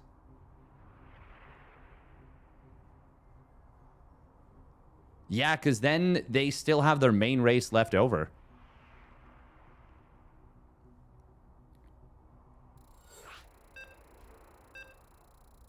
Yeah, whoever wins this one is highly likely to win the series. It is going to be on Sylphid. I'm sad that we still haven't seen the Brood War Mutalisks get displayed for their power. Like, they're so strong. They're so strong. It's actually weird to me that we're not seeing more of a concerted effort to play them. Is Brood War Zealot pre-legs as SC2 Zealot pre-charge as fast as? I think so, but I'm not 100% sure. By the way, if you're watching on YouTube, and yeah, I would very much appreciate a subscription on the channel if you're so willing, as well as a like on the video. Helps out a lot. Meanwhile, if you're on Twitch, would appreciate a follow. Spawning up at the top middle, it is the Shopify Rebellion's ByuN, rocking the Brood War Protoss. And his opponent spawning down on the bottom left, it is Creator, rocking the Brood War Terran. Okay, how does this matchup work? I'm trying to think. God, I am so tired. Well, we are going to see a CC first out of Creator. I mean, bio push potential is high, but Reaver drops are going to be very strong. So there's a very good chance we'll see Creator try and play mech.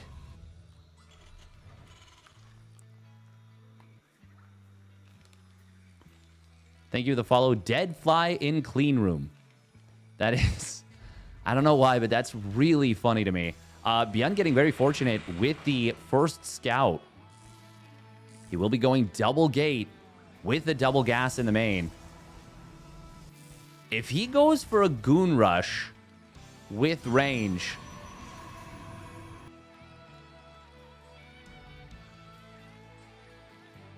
I don't know if you can get... Like, he's going to have to rush siege tanks. Creator will.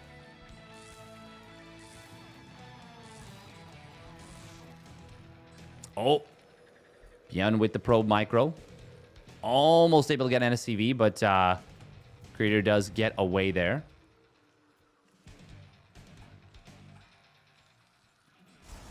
I mean, goon range does take a while.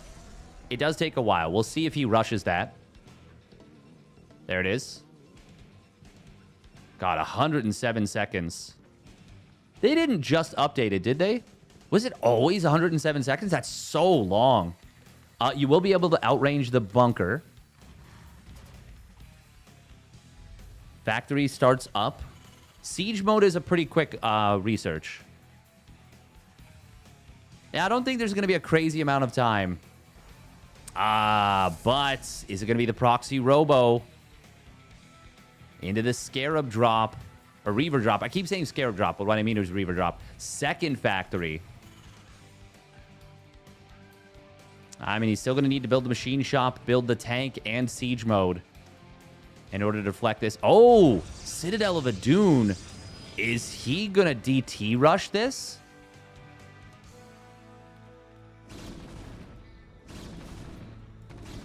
So part of the problem here is that once Singularity Charge comes online, you outrange the bunker. But, I mean, he's already putting a lot of damage into this bunker. More SCVs need to be pulled. I like the way ByuN has done this here.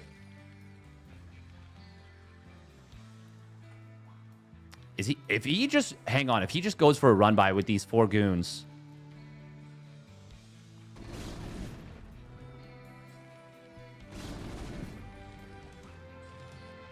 Singularity charge getting closer and closer. It is going to be Zealot leg enhancements. Oh, Creator's getting the scout on the other side. Add-on complete. Does he see the lack of a Nexus? He does. That's huge. Good job from ByuN to have the units in position there, but it is not going to stop this. Siege mode, by the way. Oh, he does see the tank. Oh my god, do not lose that tank. Do not lose that tank.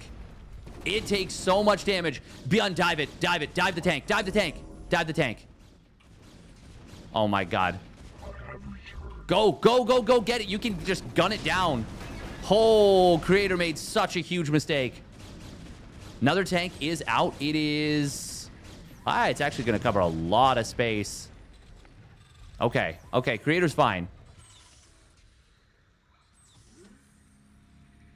He is getting missile turrets because he knows DTs are an option. Barracks is going to be really good against this speed lot all in. God, look at these speed lots go. By the way, ByuN has a crazy amount of gas right now.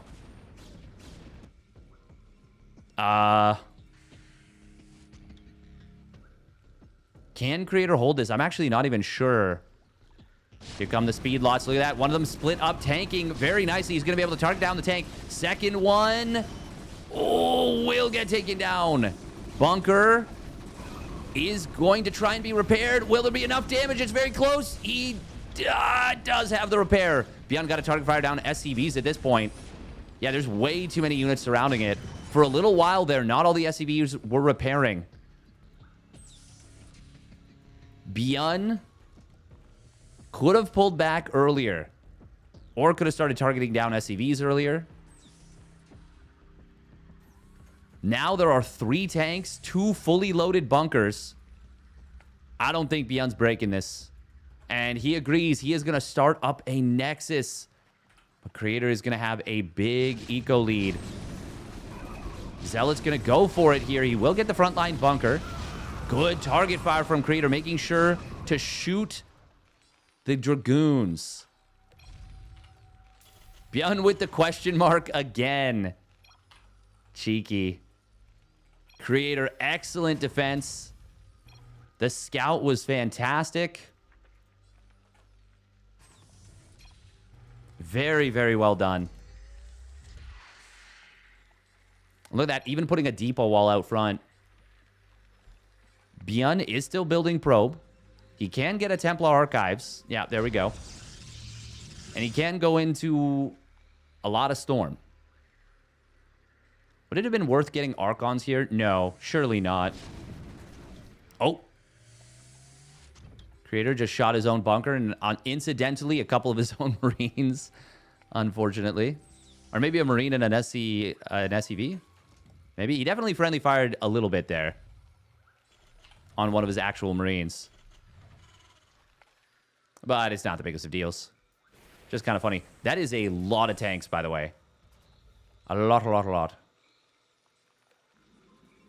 4 Templar being produced here. Scan comes in, sees the Nexus done. It is a double expansion from ByuN, which is, I mean, it's absolutely his only option. If Storm gets up and running... Oh, hang on. With where the bunker is, he actually can't put a comsat in the natural. So it's only 1 comsat in the main right now. 3rd CC being built by Creator. ByuN might actually be able to play this out. Okay, he is going to kill this for the comsat. There we go. I do think going Storm is a better choice. How many High Templar are there going to be? There's going to be 6 High Templar. 4 right away. They already have Storm energy very soon, basically as Storm completes.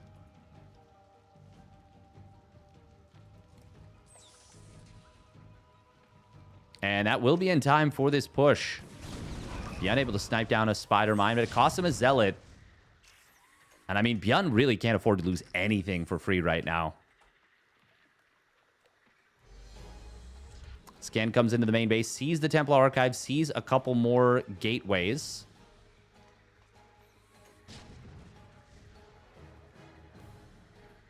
High Templar hidden on the high ground here. ByuN is going to need some monster storms to be able to do anything. I was going to say armor would not make sense. Yeah, you want attack for sure. Because the siege tanks are going to overkill in this game too.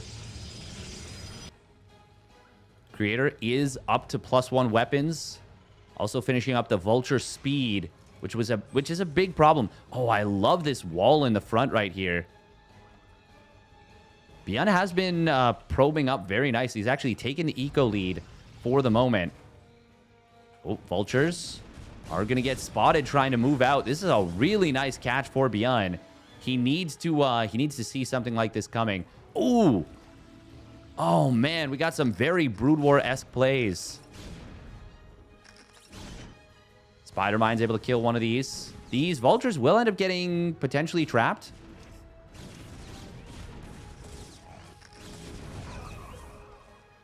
Might be able to get a couple speed lots. Good pullback here from ByuN. Oh, actually, the Vultures get away. ByuN he left a gap on the ramp. Creator just checking, seeing, hey, where are your bases? Do you have more? No? ByuN is able to run down a few of those Vultures. Small pickoffs, but small dubs add up. Now, important to note that even though the...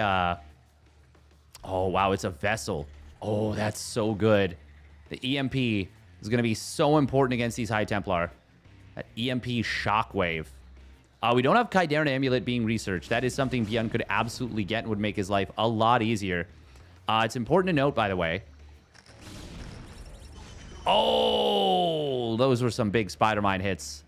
Big Spider-Mine hits. There's a couple important things to note. There's no robotics facility on the map, which is really bad for ByuN. No observers. We keep seeing scans in the main base there. It's going to be a second forge, actually, after +2 weapons is finished up.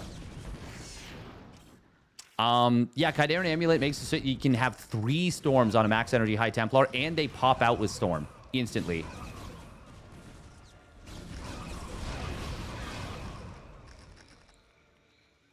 ByuN is actually starting to pull ahead in supply.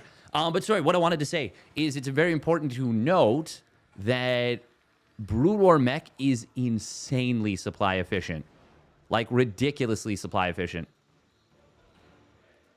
Gateway Man. Artosis. Oh, Artosis would be so happy to see this. He would love how many gateways ByuN is making here. Oh. ByuN accidentally full walling this initially. There we go. Now he fixes it. Is that a... That's a third forge. ByuN is going full Gateway Man. You really need observers. ByuN, by the way, going to have max energy on these High Templar. 200 energy, though, not 250. Is he going to go shields? Did he not realize he already built a second forge? He did not. Yep, that is the case. Creator is getting ready to take a 4th CC. It is worth noting, and important to note, that both players won't mine out their mains for even still a little while. Takes a long time to mine out your main. I like that Creator has transferred SCVs away from here. Are we going to see an attack in? EMP is going to be good against the army and amazing against the Templar. Oh, I love that trail that they leave. Also, they look weird. They look really weird. Oh! Oh, my God. Oh, yeah. That's why we need observers. 12 zealots going down. Oi. 7 more gateways being produced. God, ByuN is going ham with the gateway count. Really doing the Brood War thing here. Oh, speed lots trying to mind drag a little bit. Good job from Creator to not put speed lots in a position that could hit the other side part. We are going to see an EMP landing. Oh, big EMPs. One storm lands and it does nothing. Very good defense there for Creator. Very cost efficient And now he is maxing out. There are High Templar all over the place, ready to ambush. Oh, EMP does miss. He's looking for some juicy storms on these tanks. 25 siege tanks. EMP, that did not hit this High Templar. It does fully drain energy, by the way. There's one of the storms you're looking for, ByuN. From the high ground. Oh, monster storms on the vultures. Now, he can't engage with this just yet, but that is a good start for those storms. 20 zealots being produced. Meanwhile, +3 almost done for this mech. Creator has started his move out. He's got the 4th base done. Oh, do these have storm? One of them does. Oh, big storms on the tanks. More High Templar, more storms. Storm, storm, storm, storm, storm. There it is, hitting the front line very hard. Bam! That's a lot of damage to this mech army. But...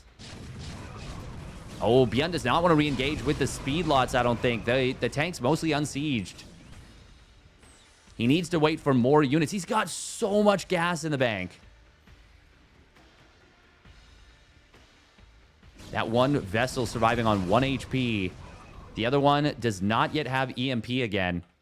He's building a 4th. Oh, no, that's the 3rd. No, it just popped out. He didn't build the 4th. Yeah, baiting out the spider mines is very difficult. Remember that ByuN was so far behind from the early game, and he cut a lot of important tech, i.e. the robo facility, to make this happen. This is true pure gateway, man. ByuN is spending every bit of minerals as they come in. 4,000 minerals a minute there for a moment. On 79 probes. He is whittling this mech army down, but not quickly enough. And now with +3 vehicle weapons done, these are strong, strong units. You should probably unhotkey this gateway or just rally it over here. God, that is so many gateways. Creator is almost into the position, the checkmate position. Ooh, first vessel does go down. That was the one that was on 1 HP. This one does have EMP again. Oh, man, Kaidaran Amulet would be so good here. He's just going mass zealots. We are going to see a little bit of a flank, but those spider mines finding some good value. Siege tanks will get picked off on the back line. But it's going to cost him every speed lot, every goon. And Creator is still maxed out. Speed lot's going to try and get on top of these tanks. It's not going to be enough. GG. Creator gets it done with the Brood War mech. Damn.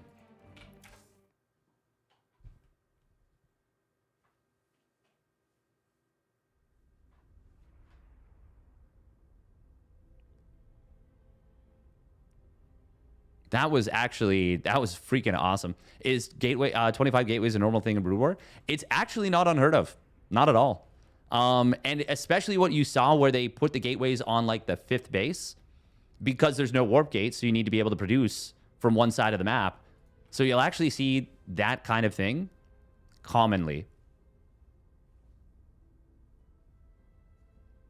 Those storms not only look good, but are actually good. Yeah. I mean, SC2 Storm is very good, but it's not good against mech. But Brood War Storm is actually good against mech, which is the crazy part. All right, now Creator, if he wants, he can just go SC2 Protoss. And ByuN is not going to have an easy time. ByuN still has his SC2 Terran. It is possible...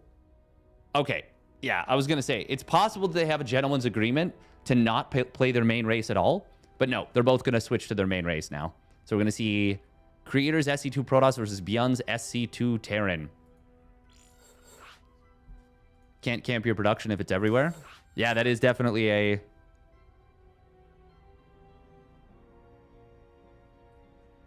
Haha. All right, we got to run a quick... yeah, we're going to run a minute and a half of ads real quick. Just to avoid any... stuff.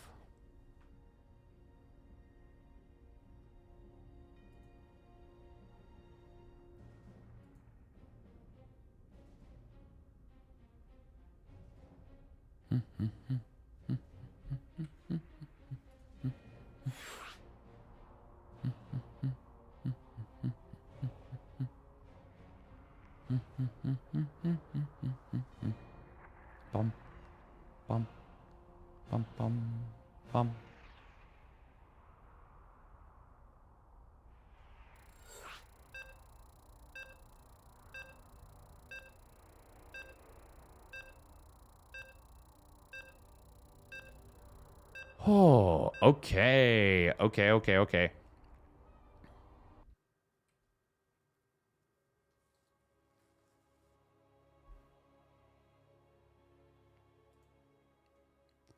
We probably will play a little bit of SC2 after this, but not much, because once again, I am tuckered. I am very, very tuckered. This could very well be the last game of the series. Last game of this cast for the day. We'll see. I'm not sure. As always, this is live. And when it's a live setup, anything can happen. Also, though, this is Holy World. It's a Brood War map. And I'm interested to see what happens. Spawning up at the top left for the Shopify Rebellion, it's ByuN in the red. And his opponent spawning up at the top right, it is Creator in the blue. You know what you could do as ByuN here? Worker path mineral blockers. Right here. Mine these out. It's a worker only path. What you could do as ByuN is a one base all in. One base tank push. Medevac lift over here. And then siege tank on the high ground.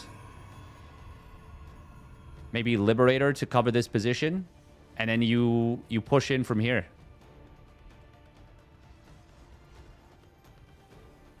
I think that'd be very strong. Hey, welcome, Hyper One. Look at this. Creator's already like, yeah, I'm going to want vision of this location. Yeah, it is SE2 versus SE2. Oh, no. Oh, Creator. What? I guess he just wanted a mineral trip. What's he going to build here? He is going double gas. Both players are going double gas. I think because this map is what it is. Oh, he's just going to take this base. Is he? Stargate first. He had the money. Oh, Reaper. Can deny the information on whether it's a one racks expand or not. ByuN is down to 2-2. So he is going to expand here. God, with the positions and where Creator takes this base, if it had been a one base tank push, is this an auto loss for Creator?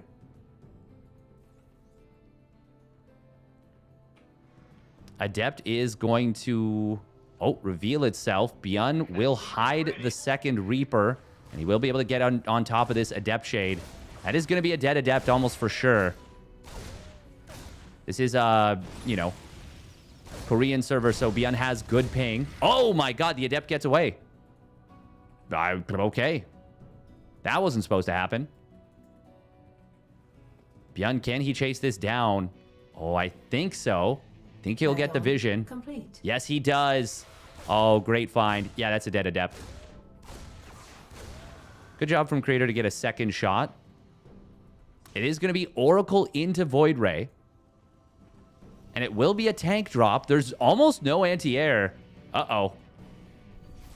The very rare Stargate play is going to work out. We do have ByuN not knowing where his opponent's expansion is. But there's a shield battery in the main. No units, really. One Adept here.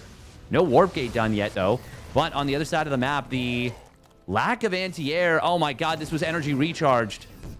Is ByuN just dead? He will lose this Reaper. Oh, this would be such a... Honestly, a bit of a lame way for this to end. There is going to be a Cyclone out. Reaper and Hellion will find a tiny bit of damage. There's a Void Ray at home, though. Fleet Beacon. Oh my god, Tempests. Tempests would be so good here. ByuN lost 10 SCVs. He did not kill the Oracle. No, yes, he did. It's just the Cyclone didn't get the kill. Okay. It's going to be Magfield Accelerator behind this. Creator. Is this Fleet Beacon a throw? Because he can't really actually deal with this. I mean, I guess the Tempest is... they build so fast, actually. 43 seconds minus 10. ByuN should really just be holding this position. Creator can't contest it. Void Ray is going to prismatically align and try and go after the medevac. Don't lose it. Oh, ByuN, he could have saved that. That's actually so bad because now we can't go over the mineral patch. Why is ByuN so afraid here? I guess he doesn't want to get trapped. That's why he's trying to take down the rocks. He doesn't want like a bunch of gateway units to come in and pin him in. But now he sees the Tempest. Scan comes in. Double lock on. Creator is going to lose the Tempest. Herder. Creator will find a couple SCVs on the other side of the map with an Adept. But I mean, you can't lose that first Tempest. Good job from ByuN to get the lock on.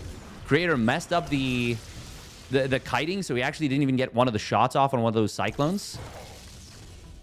And with Magfield Accelerator about to complete, Viking being produced, not Vikings, it's one at a time. There's that Magfield Accelerator. Stalker's getting picked off. This Tempest is going to get locked onto and killed. Oh, Creator. All right, well, we're going to get our game 5.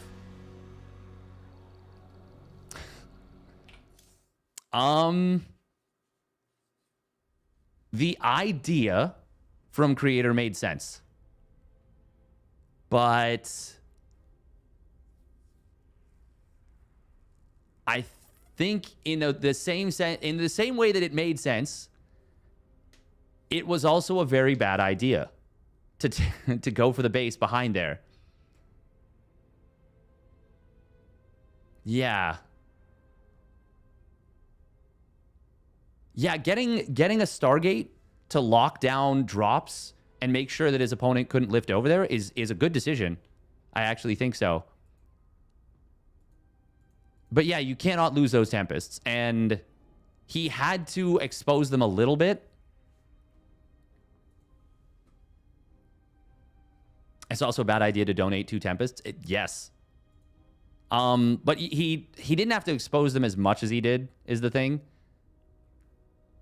But he had to expose them a little bit because the mineral field was exposed. It was just kind of like a self-defeating concept. Yeah, very weird. Now we are going to get Creator's SC2 Zerg versus ByuN's SC2 Protoss. All right, so this was obviously a... What?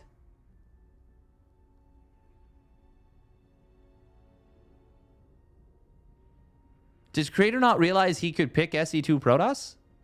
Hang on, we're gonna...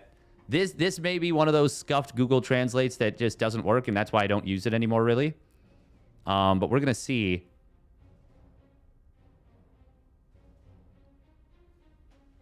Let's see if we can get...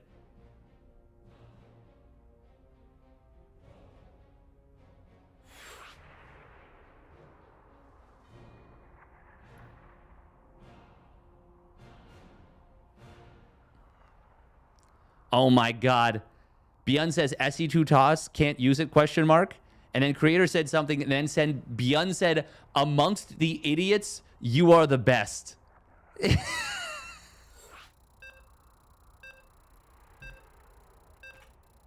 Oh my God. Absolutely incredible. God, that is way too funny. So it's ByuN's SC2 Protoss versus Creator's SC2 Zerg. They cannot play SC... Oh, yes, they can play SC1 Protoss. But in this particular format, they cannot. Because they've both already won with Brood War.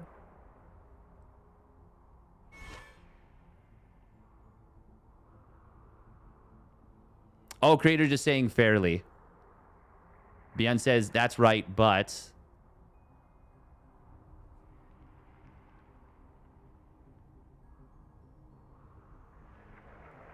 Honestly, good guy Creator. Classic did the same thing, where he did not play his SC2 Protoss. That's honestly like, you know, Hand clap together for both Classic and Creator. Wanting things to be fair. Yeah, Classic. That's funny that against ByuN, both of them had the opportunity to play SC2 Protoss and win the series. And they both elected not to. Now for Creator, for game 4, obviously, when it's, you know, SC2 Protoss versus SC2 Terran, and it's both of their main races, Creator's like, yeah, that's fine. But for game 5, yeah, I applaud that. I applaud that. And this is going to be really interesting. Really, really interesting here. So, we get into Troy. Game 5. Spawning down on the bottom right is the Shopify Rebellion's ByuN.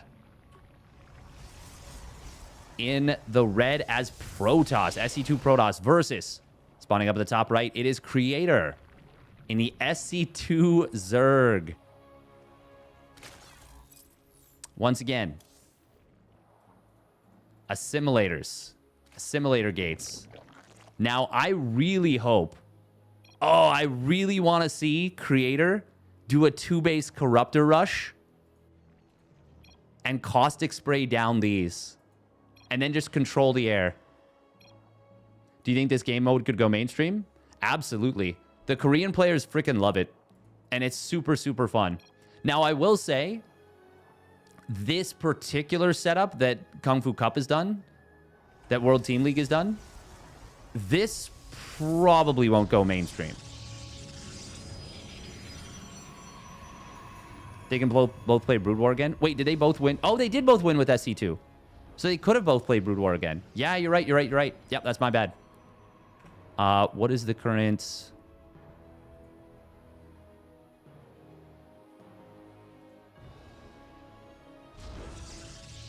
setup?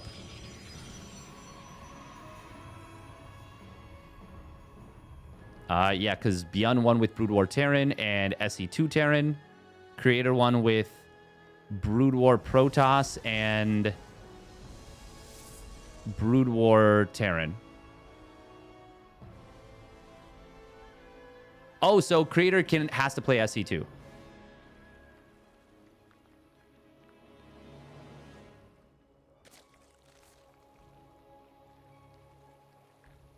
Personally, I see the format as just SC boy things. Yeah. They're fun.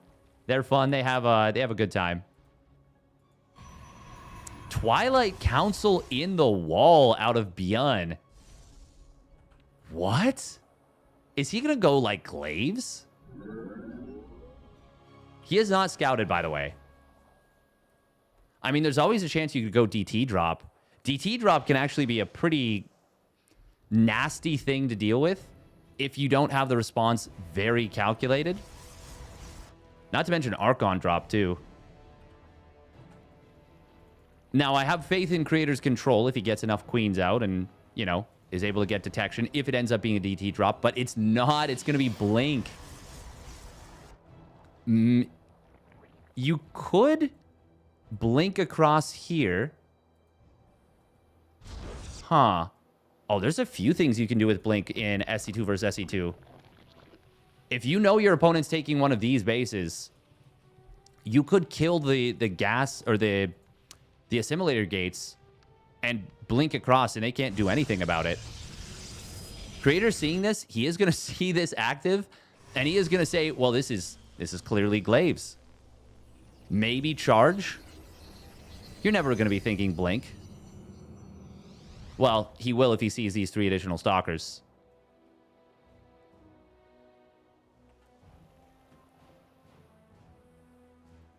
You want to see a best of 7 matchup with Special versus TaeJa or Artosis versus Tasteless? That's funny. Special versus TaeJa could be a lot of fun. All right. ByuN is going for it. This is a ridiculously fast Blink. God, this is so fast. Creator is building a lot of lings here. ByuN, of course, he's got that micro. He's Micro Jackson. You all know him. You all love him. God, look at that. Oh, cute little, like, wall This is very, very nice. He can now blink up to the high ground to extreme safety. I'm rooting for ByuN not losing a unit. That sounds crazy. I think he can do it. Oh, look at this. He understands. Well, okay, then he warps in from here. He understands, though, that warping in at the back is faster. It's actually close to similar, but you have to blink to the low ground until that gateway comes online. ByuN. Oh, he loses one Stalker, but he's going to win this game. This blink all-in is going to work. The units are coming out piecemeal. There's not enough of them. Great build order choice from ByuN. Very fortunate that it wasn't cross-map. If it had been cross-map, this would have not been so great for him. ByuN actually doesn't have enough gas, so he's going to warp in Zealots. But he's done it. And GG gets called. Creator gets overrun by the Blink Stalker play. Only a single Stalker going down. Well done.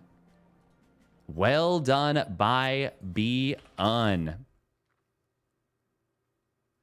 And he will advance on to the next round. The loser bracket finals, that'll be ByuN versus Shin tomorrow. Not a ZVT per se, so much as a player versus player. So that's going to be the final two series tomorrow. 2 best of 7s, Shin versus ByuN, and then the winner plays up against TaeJa, who is quickly becoming, in my opinion, like the 2nd or 3rd best player in the SC EVO mod.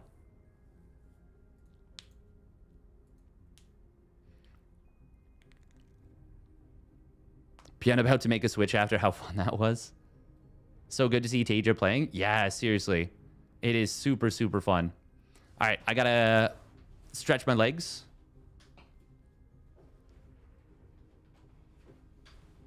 And use the restroom. And we'll be right back.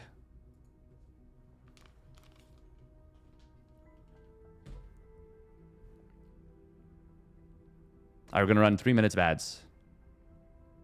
We'll probably play a little bit of SC2 after this, but not for very long. All right, be right back.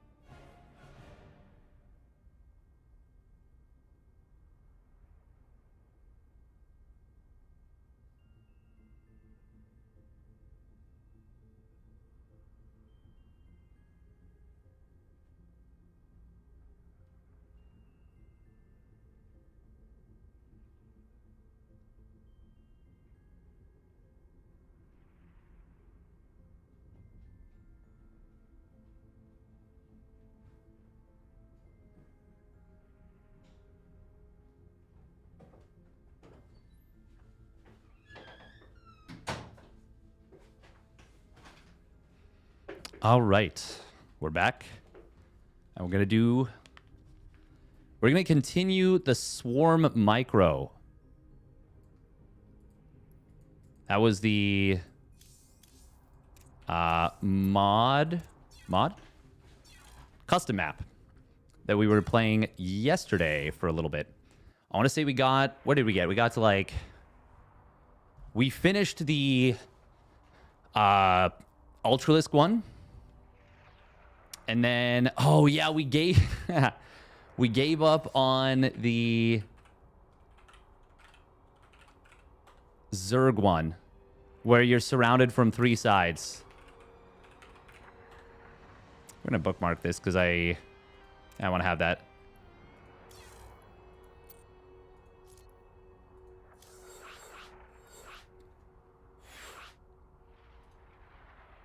Let's turn on this.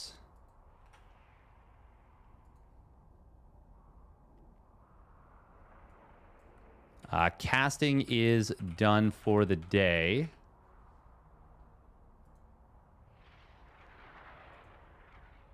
I will be back tomorrow for the loser bracket finals and then winner bracket finals.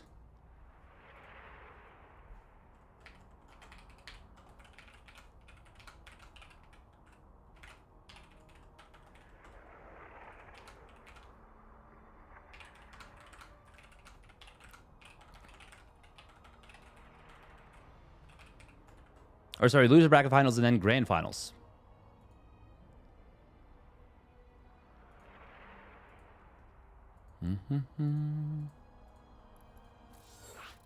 All right, so once again, Swarm Micro. This is a fun... Is this... The AI doesn't matter. The AI is the same. Yeah. So this is 9 Zerg Micro challenges. I legitimately... Good luck, have fun, and beat him, probably. Save the Ultralisk Lurker Spines Evasion surrounded by Protoss Splash. Yeah, this one I have no idea how to do. Welcome to Sugar Sweet.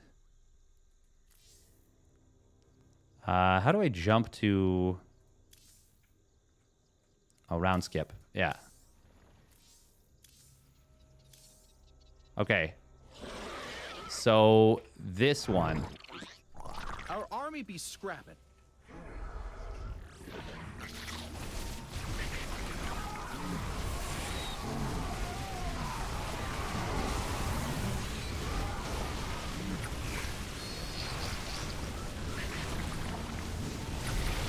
Oh! Huh. Hang on. If you bait the... Huh. If you bait the... disruptors into hitting the Colossus... Oh, that's very good. Now, how do you... Okay,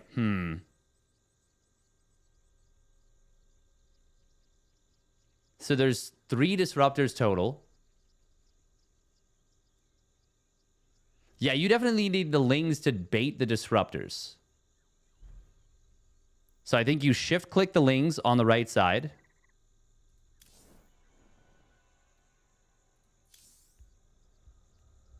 Okay, that's a lot of zealots. A few down here. This one disruptor. Your forces are under attack. Oh my god, it didn't get baited.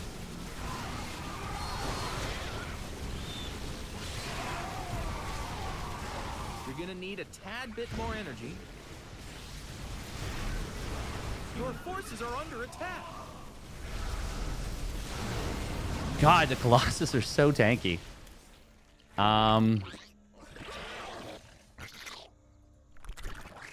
Our army be scrapping.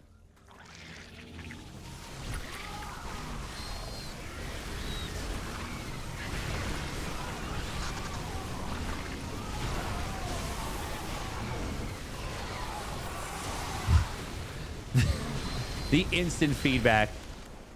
God, it's so fast. Your forces are under attack.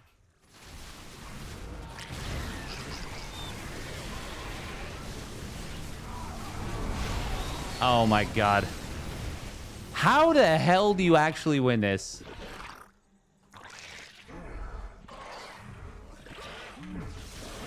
Our army not enough.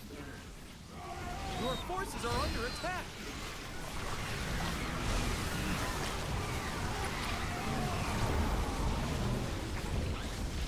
It's so difficult.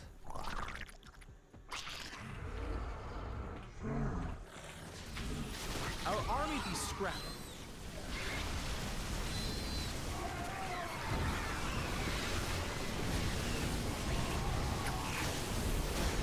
Did we do this actually? Hang on. There's not enough anti-air. There's too many storms. Oh my God, the Colossus are still alive. Ha, that was like the best one yet.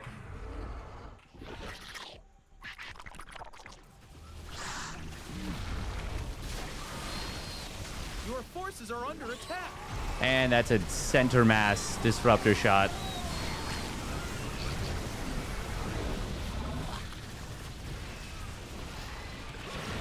Good God.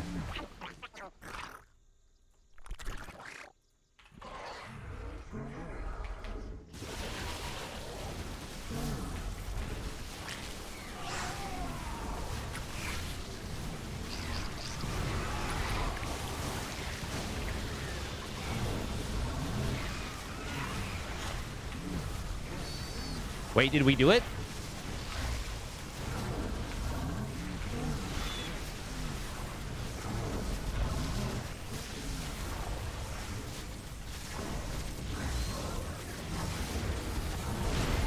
No, no, no!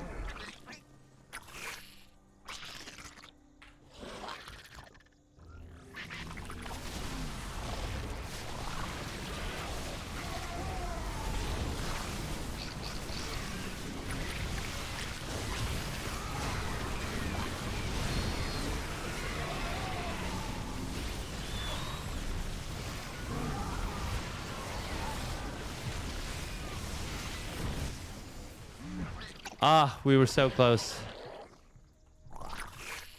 Our army be scrapping.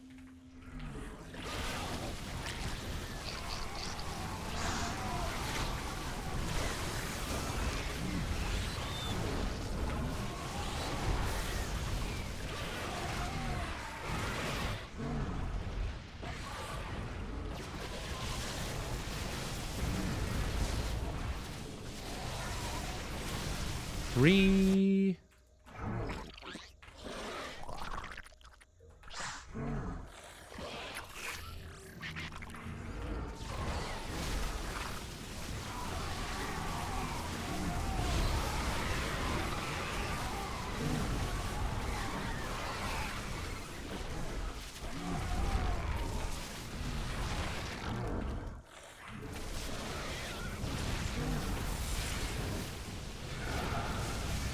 He's still got all these storms, too.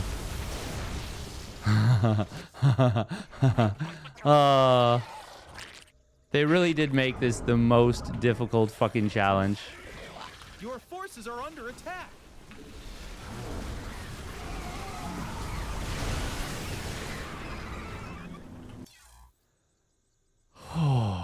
I think you win by skipping. You cannot burrow the roaches, as far as I know. Think you got to get rid of the crap behind you? They walk out of blinding? They do. They do. They do. Maybe pull the disruptors. I think you need to bait multiple disruptors into themselves while also baiting the storm. Yeah. I think you're right about that, Basica.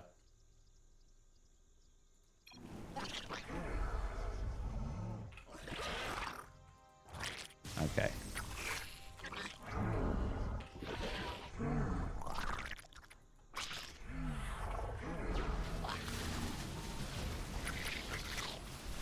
Our army be scrapping.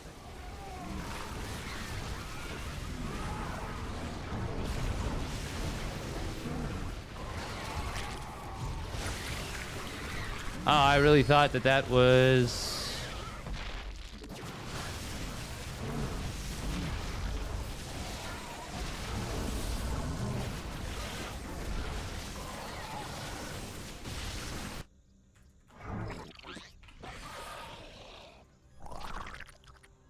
Your forces are under attack.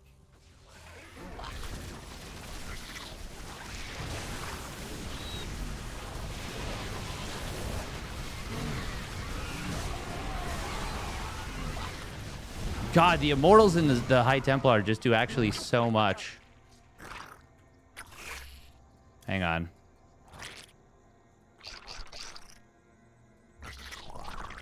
Our army be scrapping.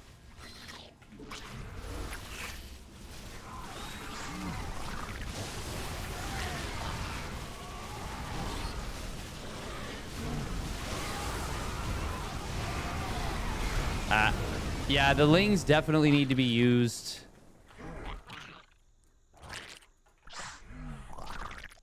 Your forces are under attack.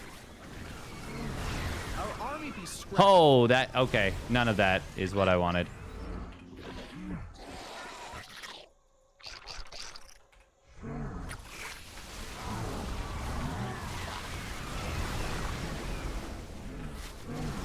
Our army be scrapped. Oh my god, the Void Rays kill the thing so fast.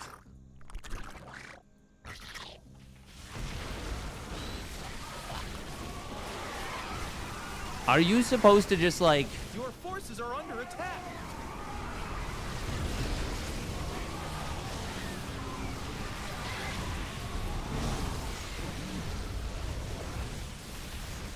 Oh. Try to run south and not attack. You get funneled by the storm super, super hard.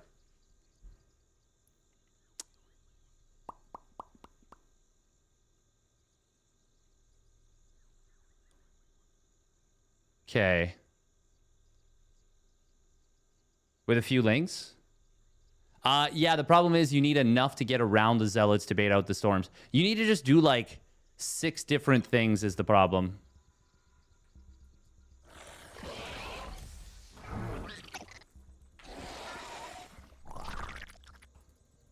Your forces are under attack. Our army be scrapping.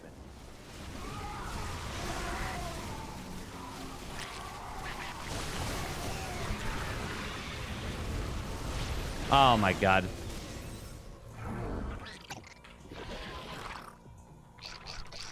Your forces are under attack.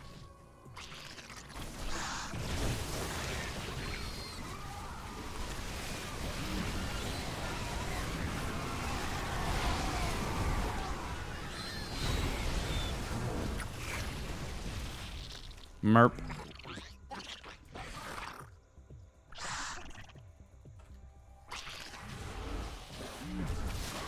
Our army be scrapping.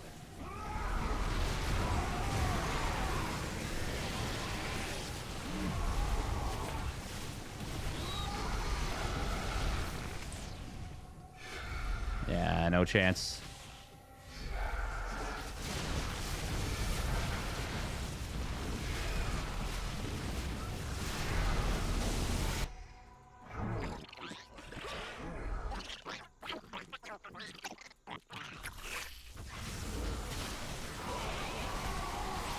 Our army be scrapping.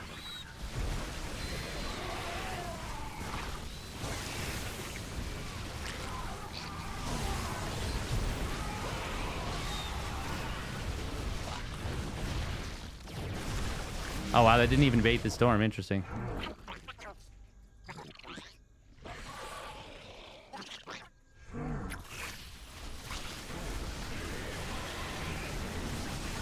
Your forces are under attack.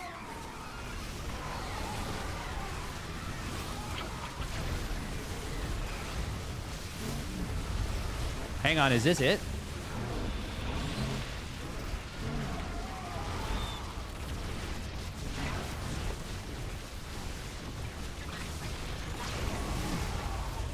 So they don't retarget. That was the closest we've come. They don't retarget the disruptors.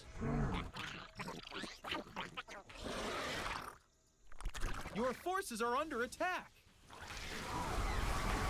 Our army be scrapped.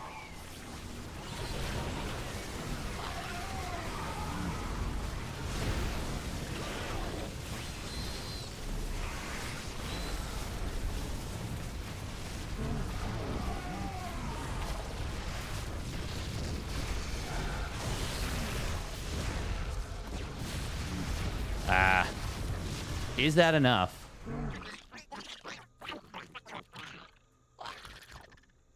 Our army be scrapping. Your forces are under attack.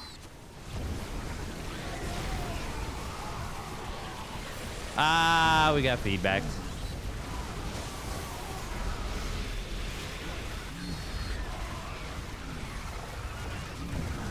I think if we didn't get feedback and we get the abducts off, that might have been it.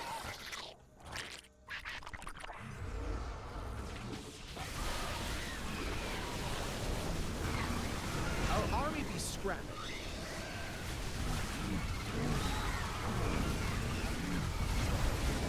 I think this is the version of the disruptor doesn't kill anymore.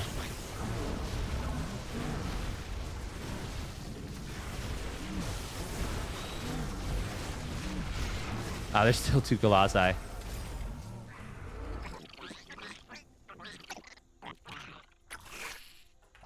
Your forces are under attack.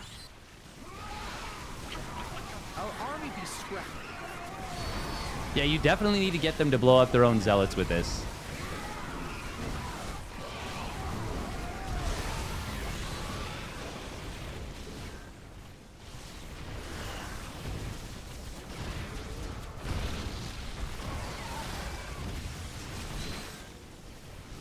God, the Colossi are so strong.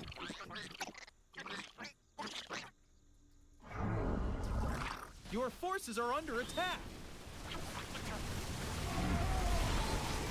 Our army be scrapped.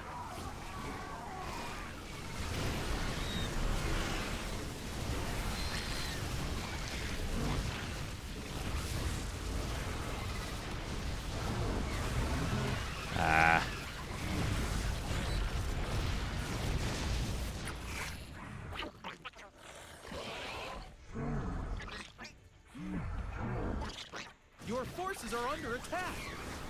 Our army be scrapped.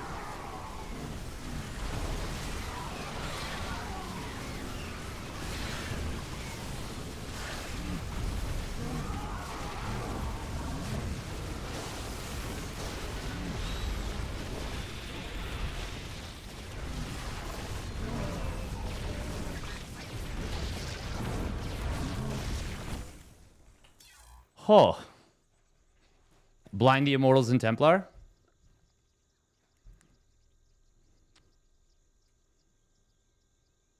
Does that keep them out of the fight?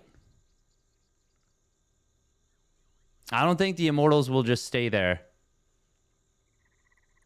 They want the asking streamer to not play Witcher 3. He hit his Zealots. Yeah. He hit the Zealots hard with the Disruptors. You're right.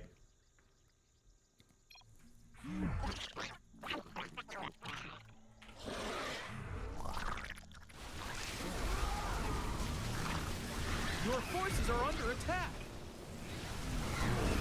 Our army be scrapped.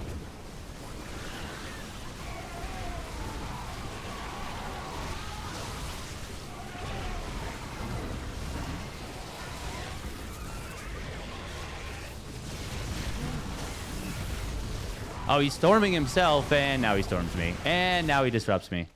Oh, my God. Oh, we accidentally F2'd the whole thing.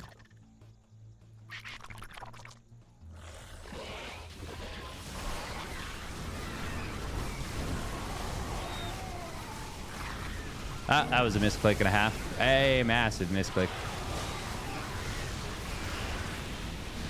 I actually think our setup initially was kind of good there.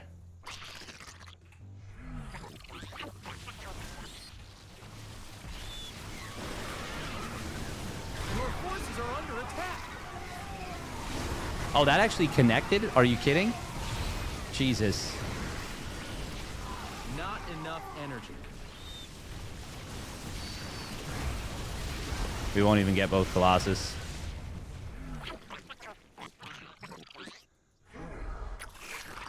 Our army be scrapping. Your forces are under attack.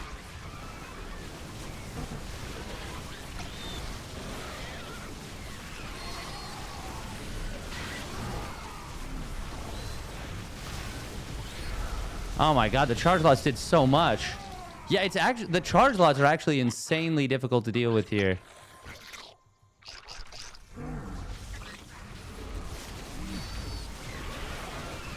You are right, it's that the Ruptors have to hit. God, you just cannot prevent them.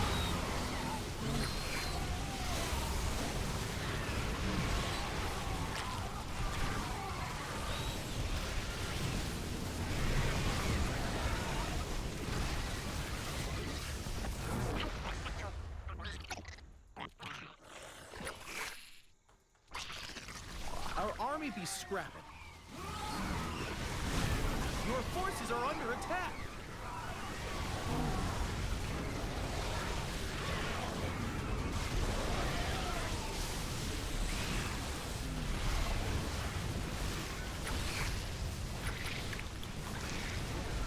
You still got Storm.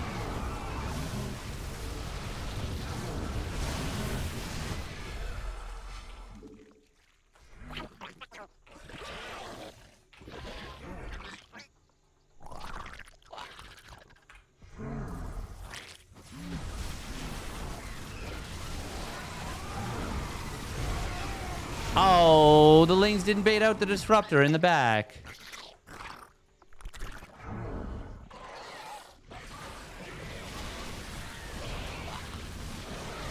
Our army be scrapped.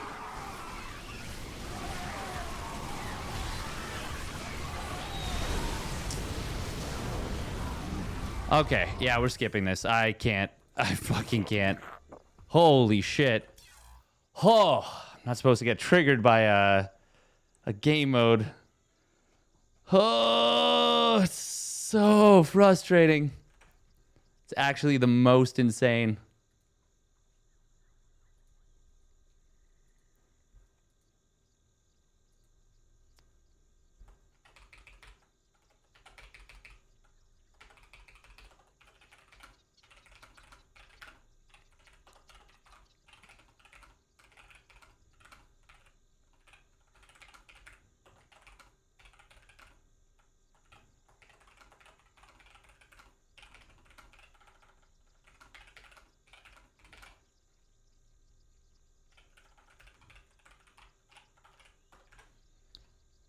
Oh. You get the other issue of Templar joining once they run out of energy? Yeah. Okay.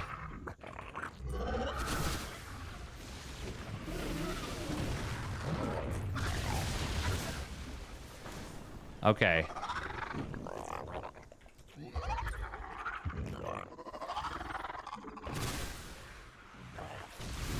Ah.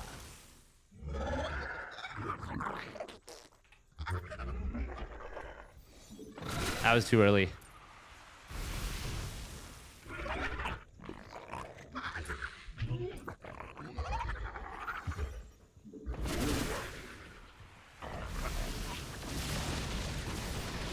Oh my god, we lost the Infestor. Oh, if you fungal, you can't neural.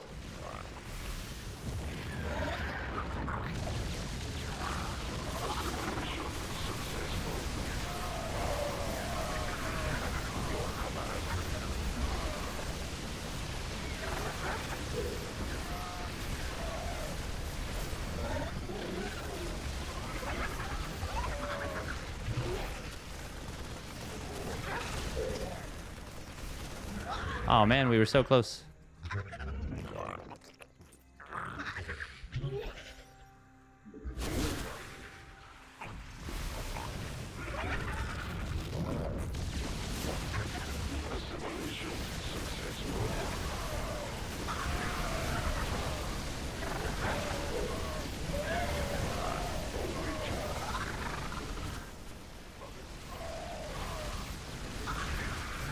Oh, they didn't kill off the...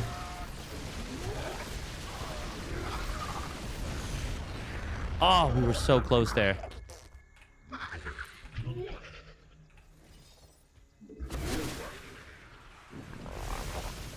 Yep.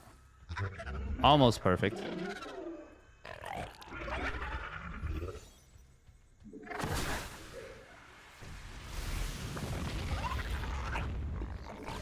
Your forces are under attack.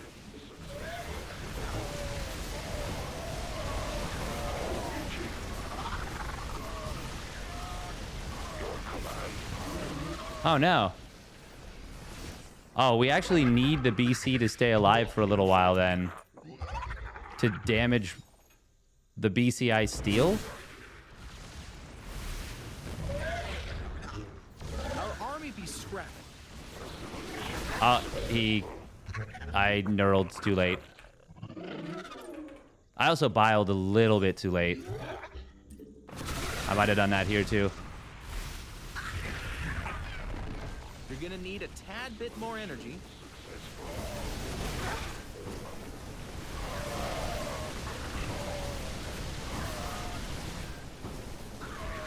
Need to kill the Banshee too. I got bad.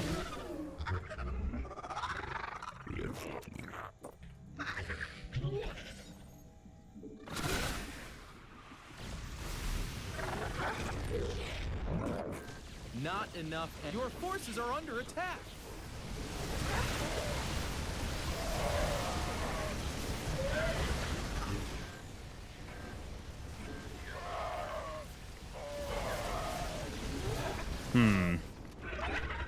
It's annoying how sometimes you'll start off really good at something and then... Oh my god, the Infestor died so fast. You'll start off really good at something and then you'll like actually get worse at it. You're gonna need a tad bit more energy.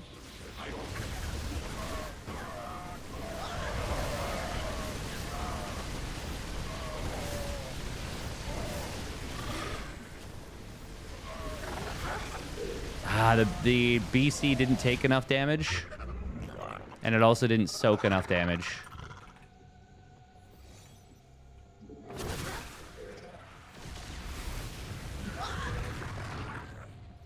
Our army be scrapped.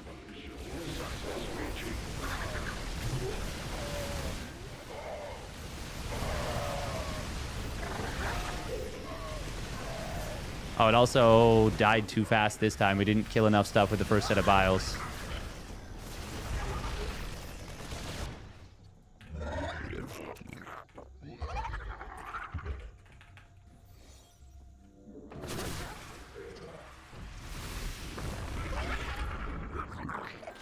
Not your forces are under attack.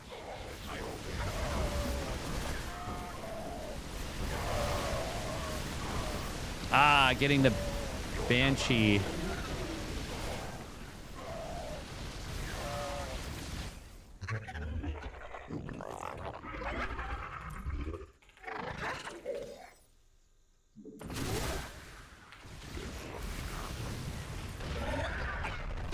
Not enough energy.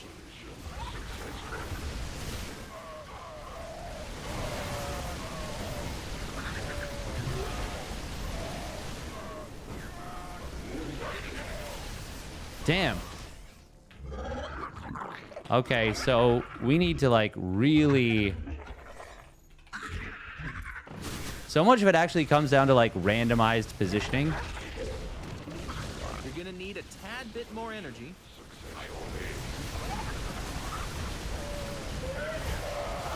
Our army be scrapping. The thing is, we figured out the puzzle.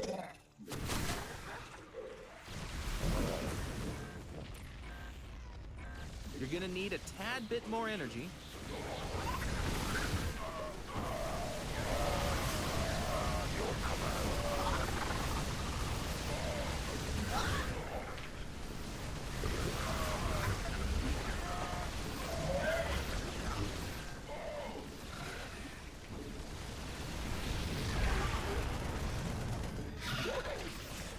Oh, can we get it? Huh?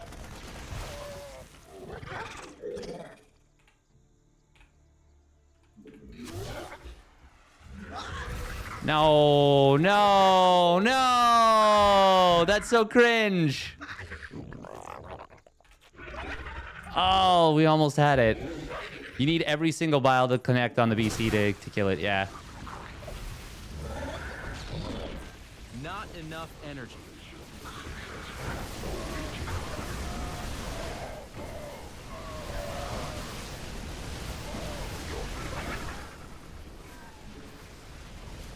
You don't need to necessarily land every bile right away on the second round.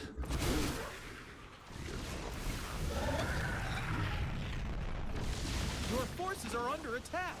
Oh my god.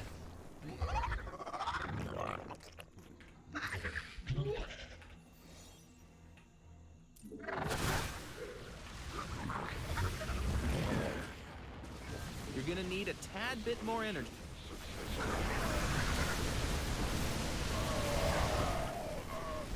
Oh wow, that BC that I stole died so fast there for some reason. Why did that die so fast? I didn't bile it, did I?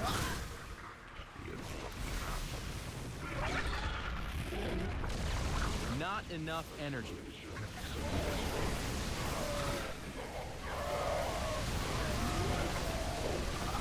Is this the run?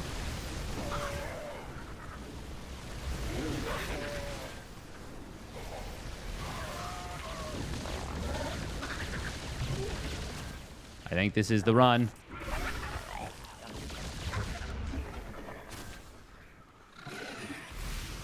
Oh my god.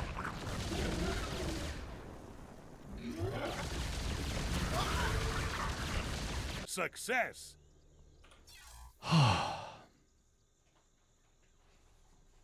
We did it. You don't start with enough energy to fungal. You eventually can get it. How about Parasite first BC so it attacks Banshee and Marines on ramp and bile down the BC in the back? I could try that.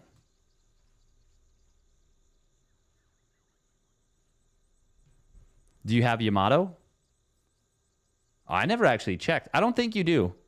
Because otherwise the AI would use it too.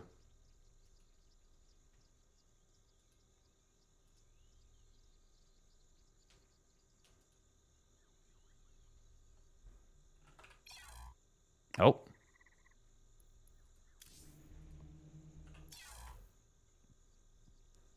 Okay, this one is much more of a puzzle.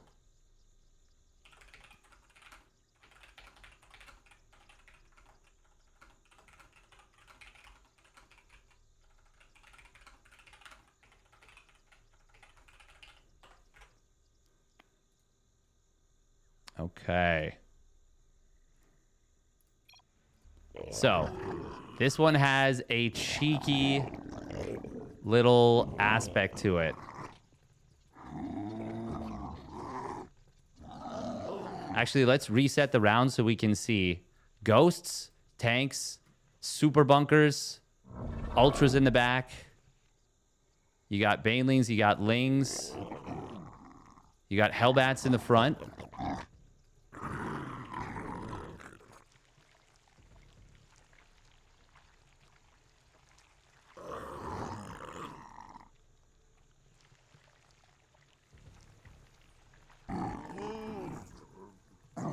Oh, I forgot about that. I forgot that there's widow mines everywhere.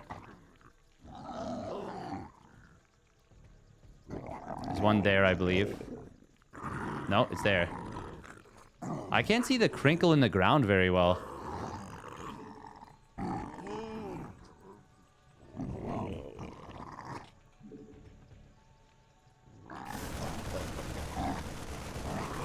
Okay, well, you need the dropper lord, that's for sure. Where am I supposed to be dropping the creep then? Where can I safely drop that?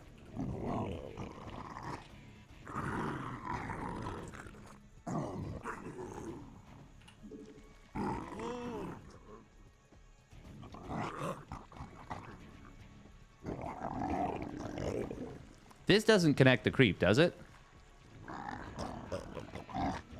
Oh, it does stay. Okay. Is there a safe spot here? Nope.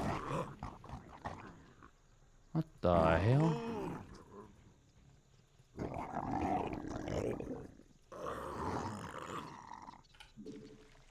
Wait, can you literally do it right here?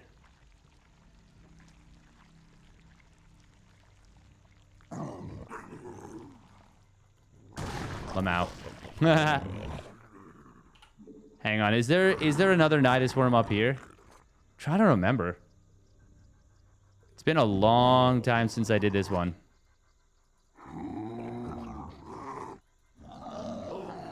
So yeah, this is obviously a set piece.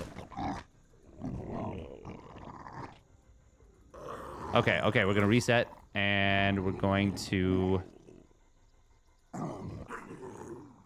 I think you can drop a Zergling in behind.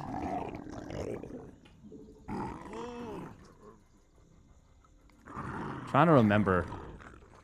But yeah, you can prevent...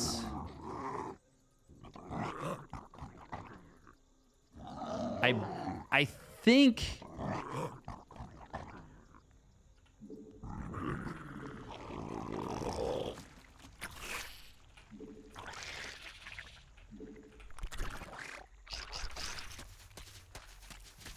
Okay, you do have Adrenal. That's really good. Is there another missile turret up here? Yes, there is.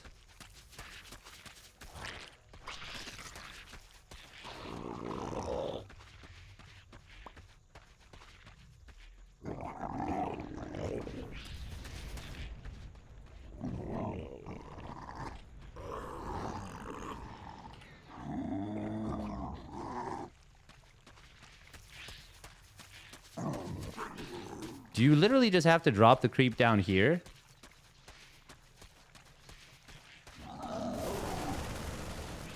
God. That is annoying. I think you've got to bait out that one mine. Oh, man. I'm like struggling so hard to remember.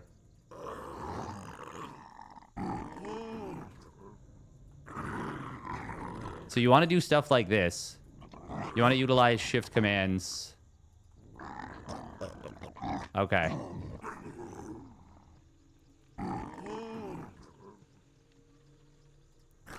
Okay, so that's those missile turrets down. Oh, man, I'm trying to remember how you actually get the creep to the low ground. That's what this Nidus worm is for.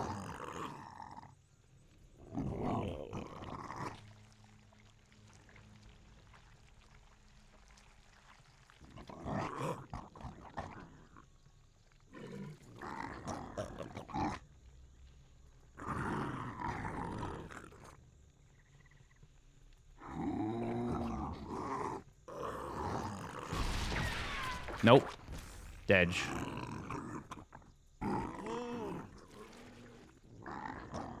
Oh, that's annoying. Yeah, because now I have to drop back over here. You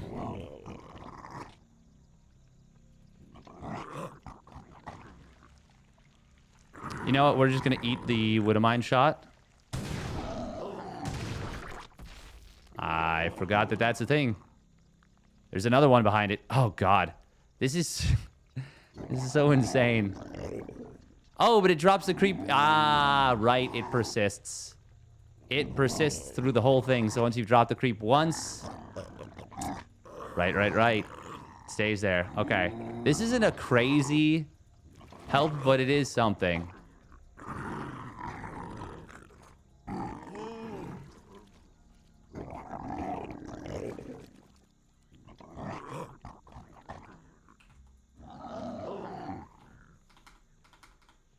It's funny that it registers these as bases, even though I can't select them. Drop 2 lings on tanks. That is the idea.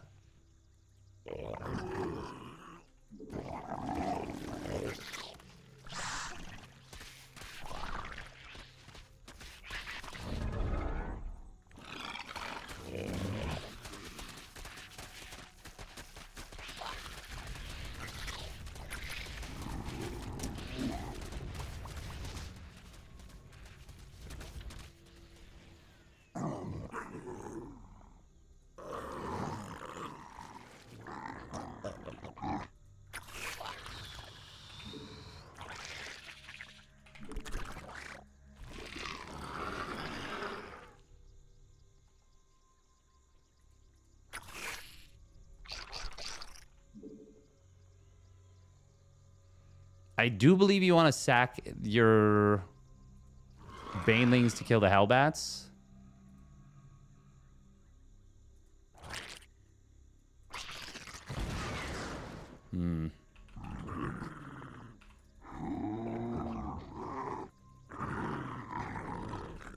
I got a spot where the mines are.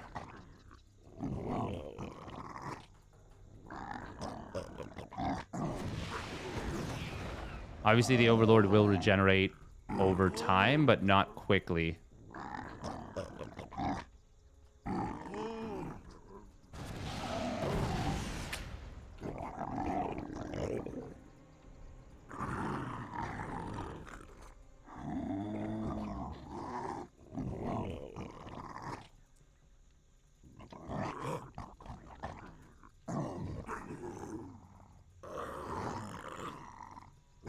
Okay, so it's right here. You can barely see it on the creep. There's another one here.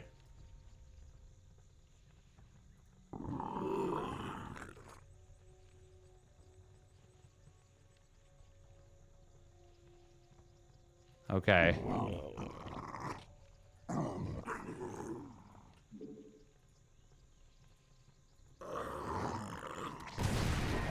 Okay, none of that worked. Well, fuck it. Our army be scrapping.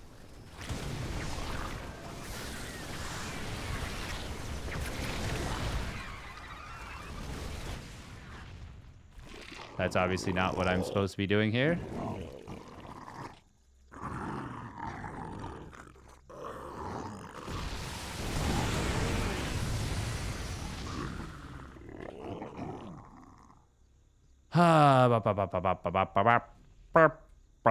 I actually don't think I need to kill the missile turrets. They're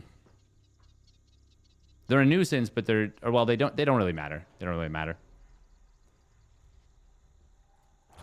Yeah, I don't think I can actually drop lings on top of the tanks. Wait, hang on. You can't hit the tanks from the high ground, can you? There's not some weird bullshit. Okay.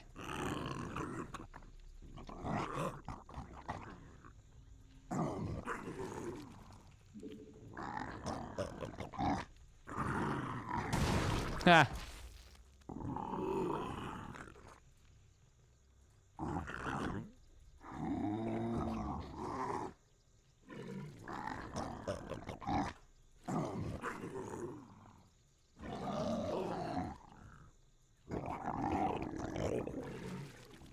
That's cool.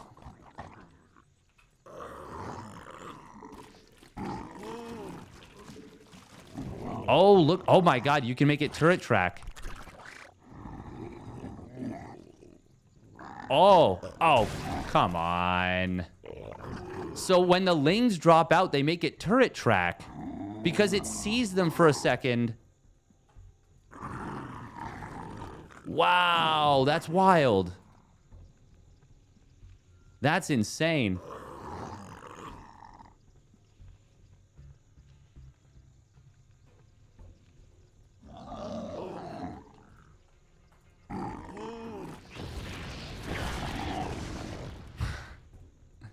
So the Widow Mine didn't go off, but the snipe did.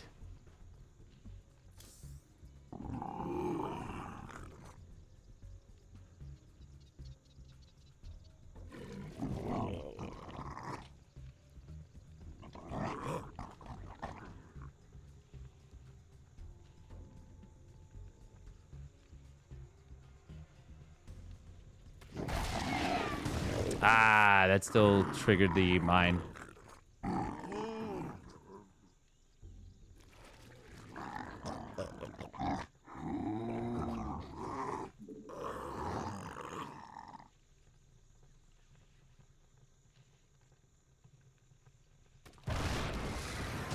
Oh, that still went off. Mamma mia. Mamma mia, pizzeria.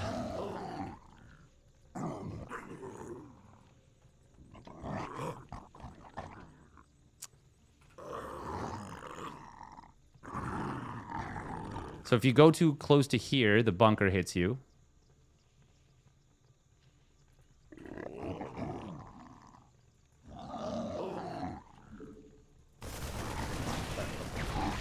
If you go too close to there, the snipe goes off.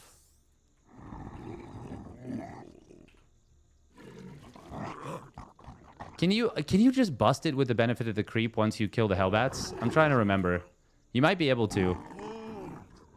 It might literally just be a matter of like...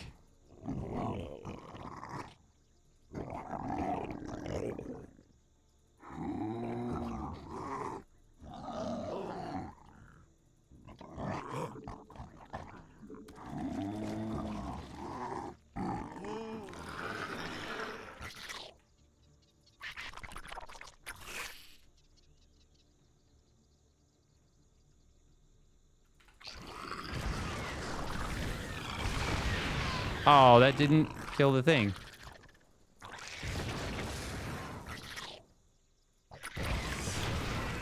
Ah. Yeah.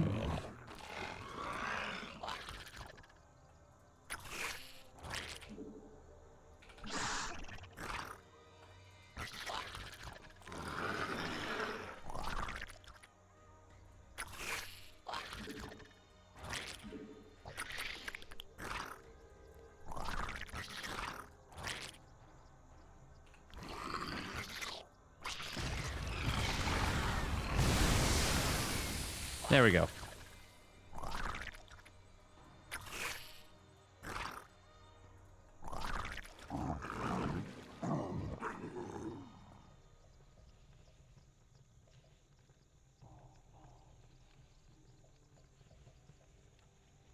Okay, how do we want to do this? So, we want to drag and drop on top of stuff.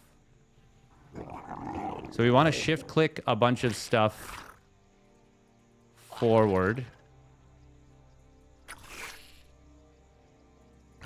You can also ferry the Ultralisks to the other side so that they can tank. Never really thought of that, actually. I think I did this before after, like, spending a crazy amount of time setting up.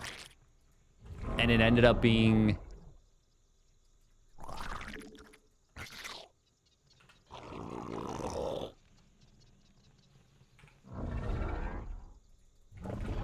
Your forces are under attack.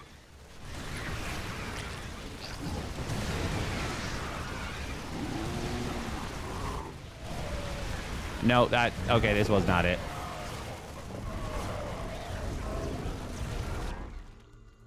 Huh.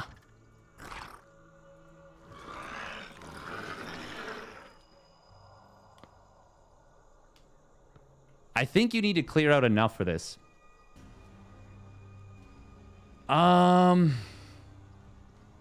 Bane splash damage hit the tanks from the high grounds? Yes, but that doesn't help me much. Now, can it hit the Widow Mines from the high grounds? That's a better question.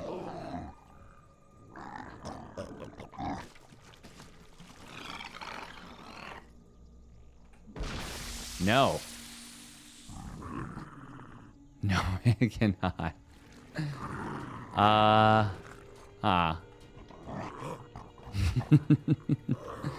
I'm getting tired of this one. We're not going to go for much longer for this, I think.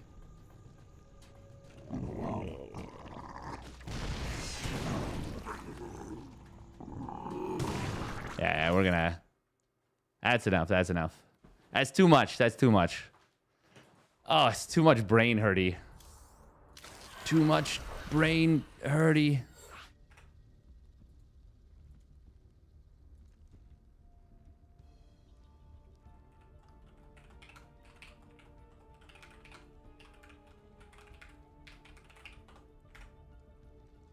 All right, minute and a half of ads. We'll play 1 or 2 ladder games, and then we're going to call it a day.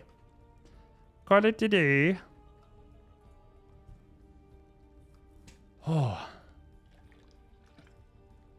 Yeah, in a perfect world, you like, I think that first Widow Mine hit one of the Lings.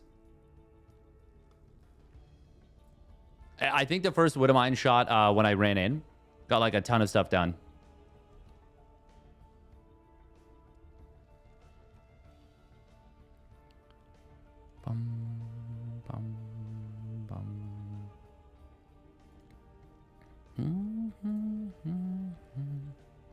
There are not ghosts in the bunkers, but there are like, it's like 18 Marines total, and I believe that they stim.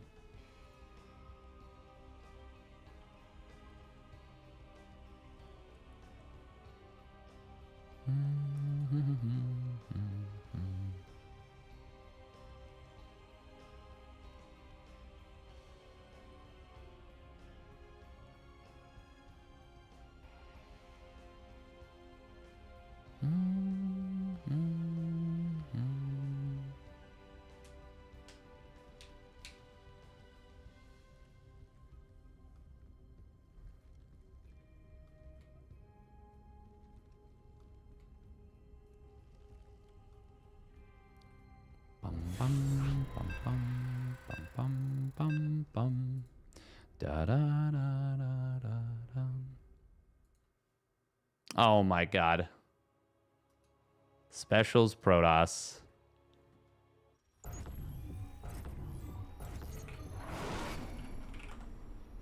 Good minerals now. Get them.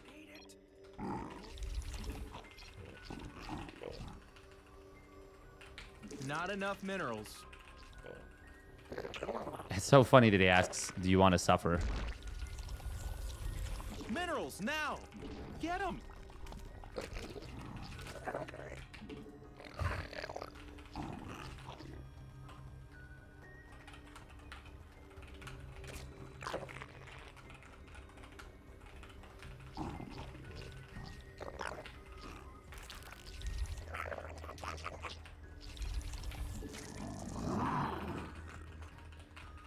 Don't let him bully you. You got this. Not enough minerals. Minerals now. Get them.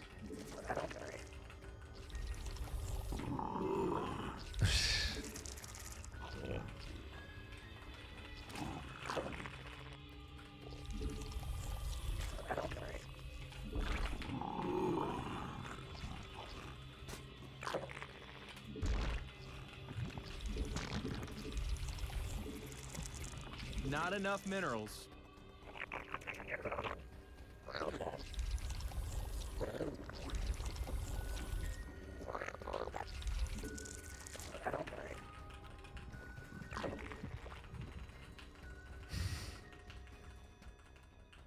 Tactical pause.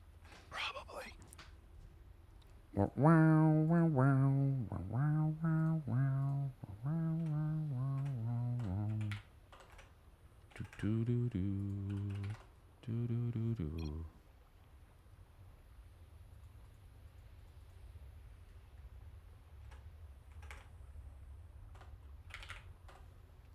Yes, the game is resumed.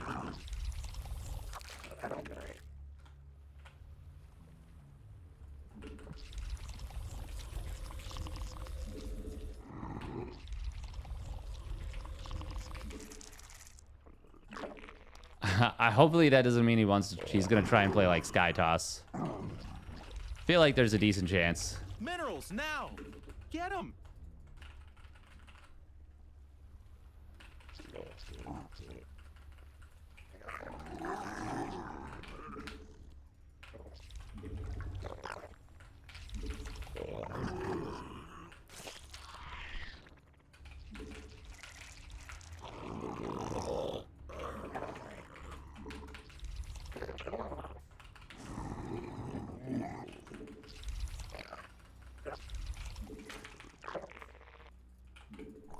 A new queen. Not enough minerals.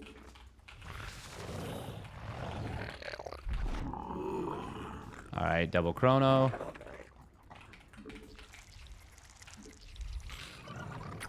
Minerals now. Get them.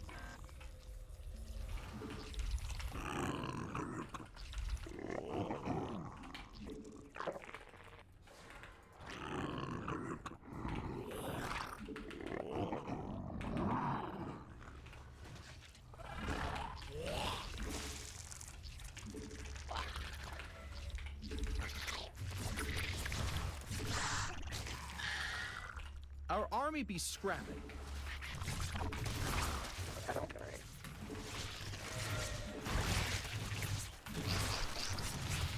We need more more style. You made another queen. Nice. Evolution. Oh, we killed it. Not enough energy. Unacceptable command.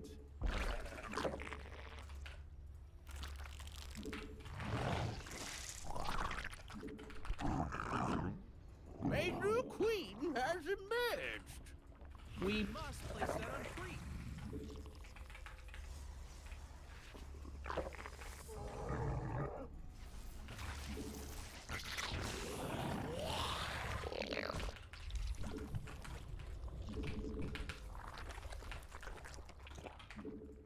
Your forces are under attack. Ah.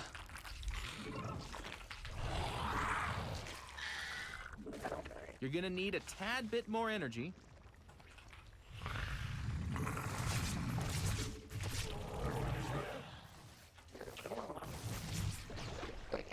Our army spawn more overlords. Our drones are under attack.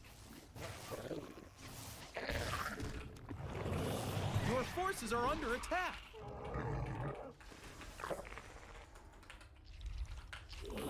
Oh my god, what are we doing? Loading so much cash.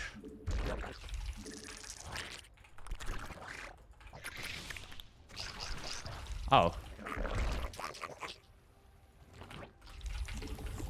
Yeah, you need to put that on the purple stuff. Our army be scrapping.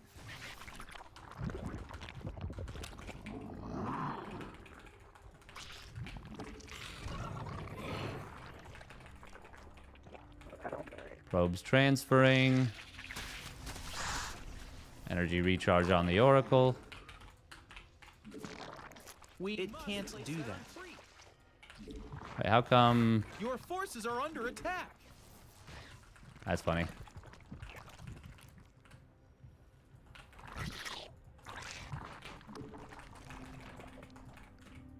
Aw, man, that supply block we got ourselves at.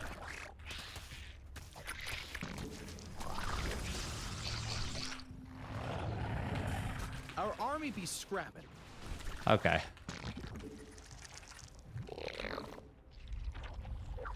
We hulked this out. You made another queen. Nice.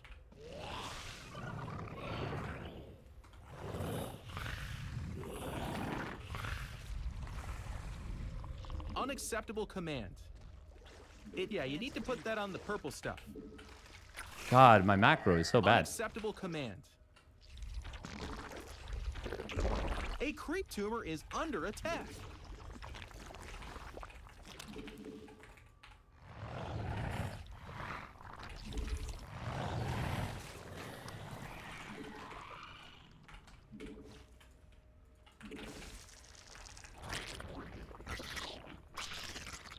Oh my gosh, they're attacking our creep tumors. Your forces are under attack. Spawn more overlords. A creep tumor is under attack. It can't do that. You made another queen. Nice. We need more sky elephants.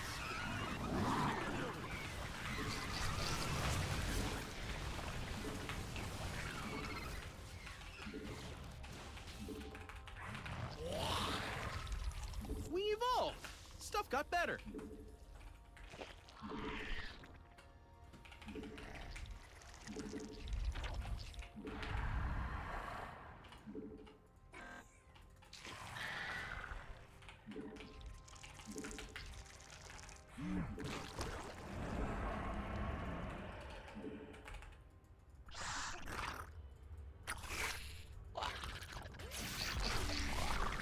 We need more sky elephants. I mean, over there.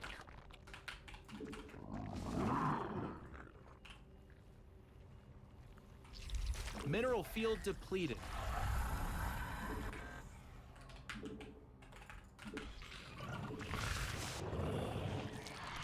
Our army be scrapped. Your the minerals have up and gone.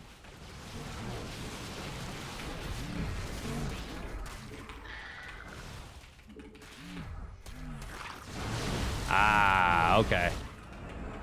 Not enough minerals. Our army be scrapping. Okay, yeah, that is obnoxious. The minerals have up and gone. Mineral field depleted.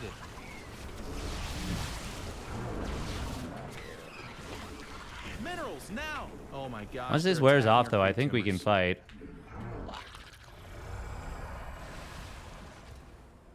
I mean, he's got so many Blinky boys, though. The minerals have up and gone. Not enough minerals. Your forces are under attack. You're gonna need a tad bit more energy. Not enough minerals. Ah, this isn't that obnoxious. This is just regular Protoss. Special's too honorable. Our army be scrapping. Hey, they're attacking our base.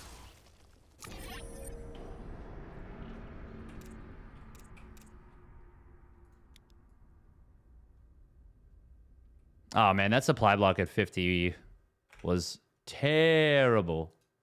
Terrible, terrible, terrible.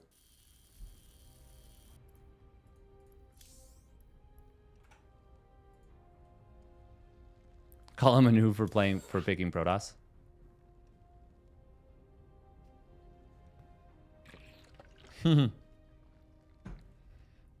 I mean, I don't think Special's an abuser.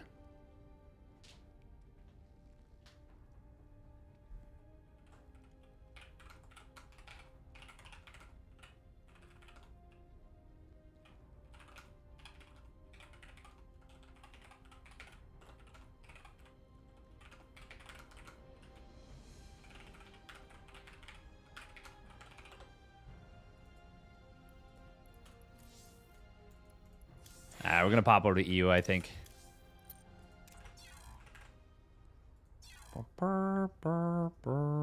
I'm obnoxious. I apologize for picking that race. I mean, honestly, that was like way less obnoxious than the vast majority of stuff I go up against when I play against Protoss. You didn't even make Storm. You were on the right track with the mothership, but yeah, it can get so much worse. That was actually one of the more honorable Protoss games. We require more minerals. No worker split. What is this? What are we doing? We require more minerals.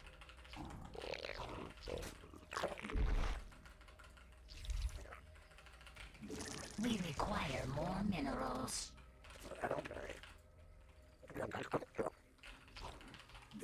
We require more minerals. Ah, man, the ping sometimes throws me off so much, even though it's not that much to EU. It also depends, I think, where they are in Europe. And maybe I'm crazy, but I feel like that does influence the ping a little bit. We require more minerals.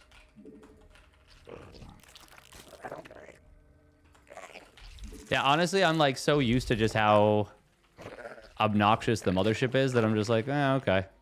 Like, yeah, this is normal. Did you energy overcharge the mothership? It's not an energy... Not an energy-based thing. It's a cooldown-based thing.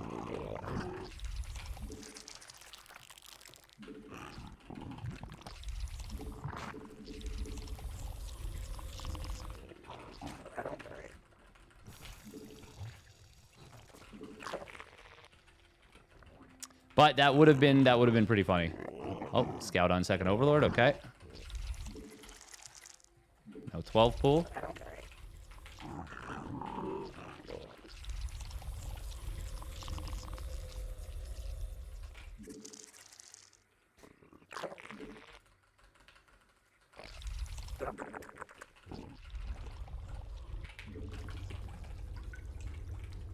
Oh, was that Lings just crossing the map?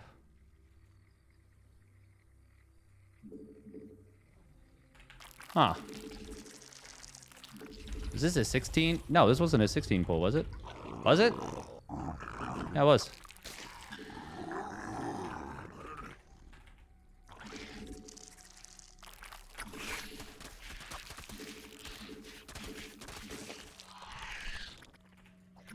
Oh, look at that. Are under attack.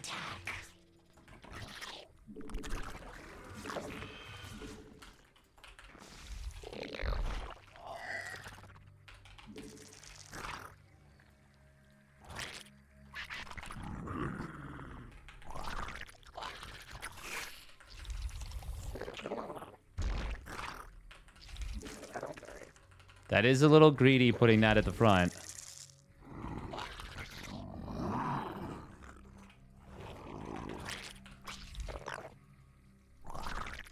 I probably should have tried to scout right away. Ah, there it is.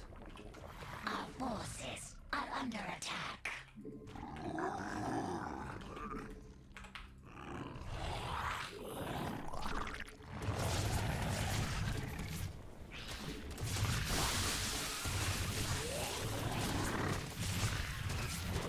Cool. Metamorphosis complete. Oh, that's fun. Our forces are under attack. Cluster is under attack. I always love this kind of thing with ping, too. Makes it even more fun. Ah, I should have been playing safer. I didn't get any scouting information. What was this? 15 drones. Jesus Christ. Yeah. That tracks.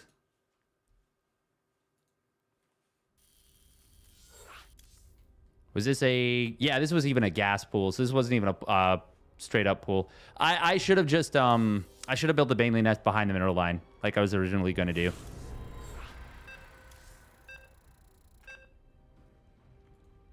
That build is OPAF, by the way. Be careful. It is a strong build.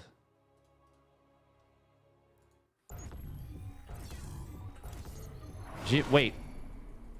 Wait, why do we... Did we just get Jumi?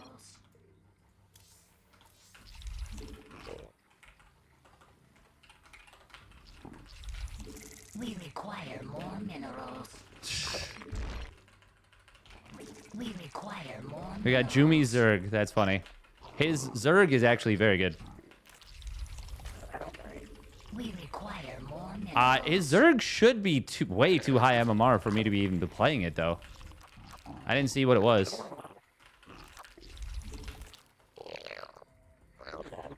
Oh, that's way too early. Well, we're going to just commit to it, because why not?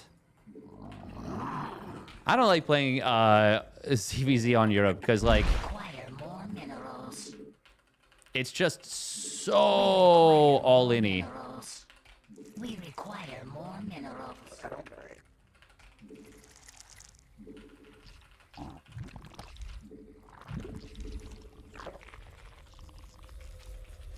We require more Vespine gas. And that's really not fun to play against when you have ping. We require It's fine to go up against all-ins, but when you have, like, 100 ping, 110 ping, what is it at right now? 95. That's not that bad. This one actually feels better than the last game. Do it against this guy? Nah.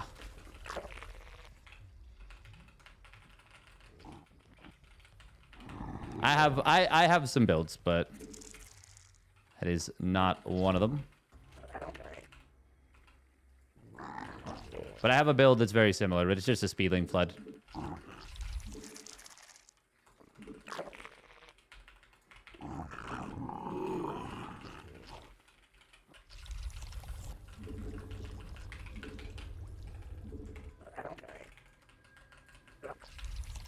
Yeah, I know how to deal with that build, too. It's just, you have to scout it a lot earlier We require than I did. gas. This was an Extractor Trick 15 hatch, I believe. Which, by the way, would be very good against the build that you did Silent Fate. And therefore, if we'd done it, it would have been not great.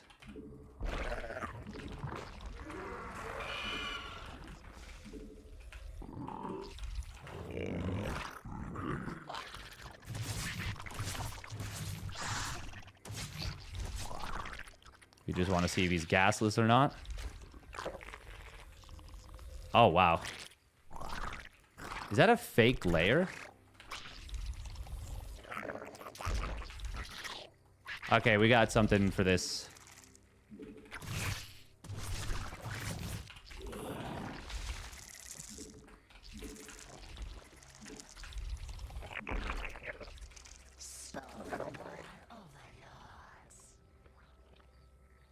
Yeah, we'll just do that.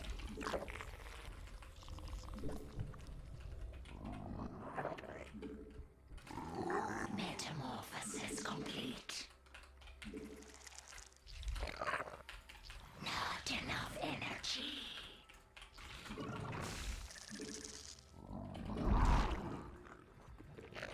We require more minerals.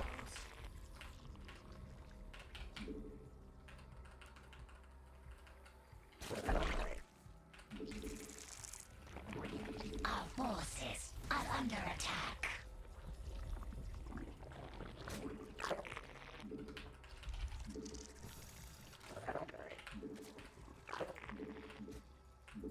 Not enough energy.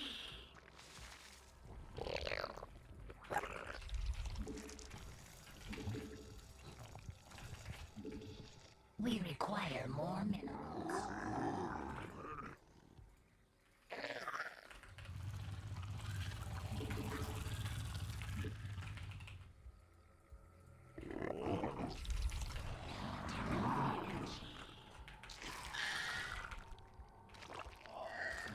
Not enough energy. We require more minerals.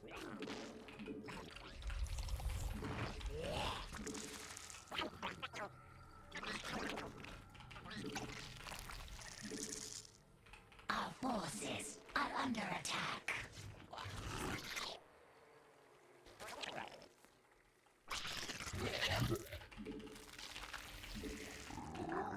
Not enough energy.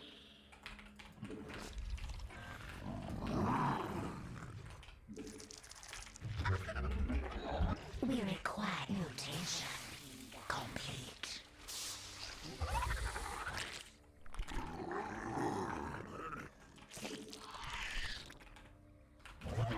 Not enough energy.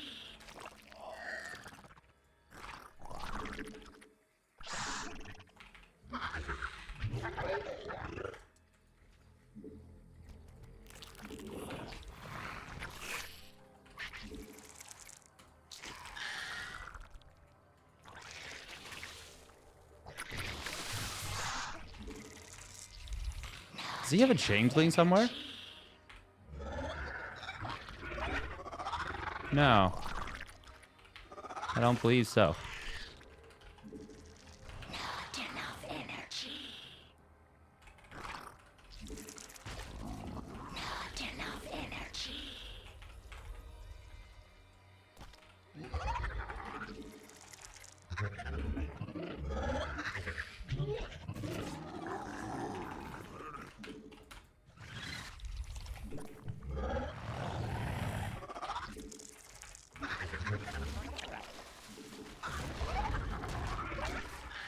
Not enough energy. Oh my god, he's gone lurkers. We're just gonna GG out if there's lurkers. I don't want to play that. Spawn more overlords.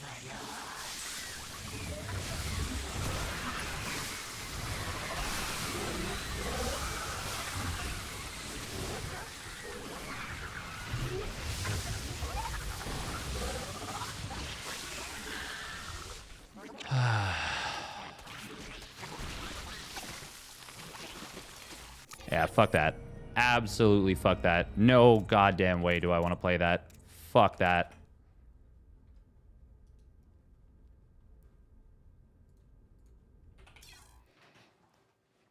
That, oh my god, I hate ZVZ for this shit.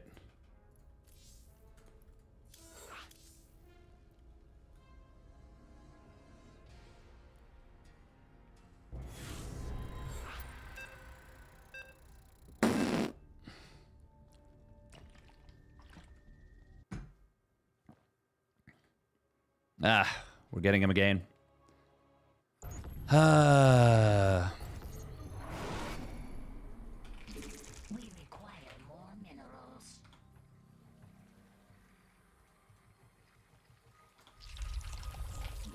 We require more minerals.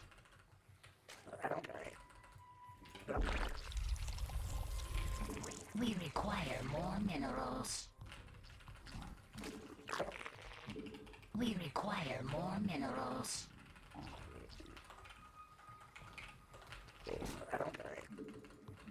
You know he's just gonna do it again. Yeah, if he, I don't even really want to play this actually. We require more minerals. Like I just find lurkers to be so it's super funny because the other races complain about lurkers, but lurkers are actually the worst to deal with for Zerg. Zerg is actually the race that struggles dealing with lurkers the most until Hive Tech comes out. And if you want to play Hive, that's fine. If you're good at the late game, if you have like good spellcaster control, all that, it's not a big deal because you can just play Hydra, Light Viper, Lurker. But I have no desire to do so. And it just means that they kill every ground unit so easily.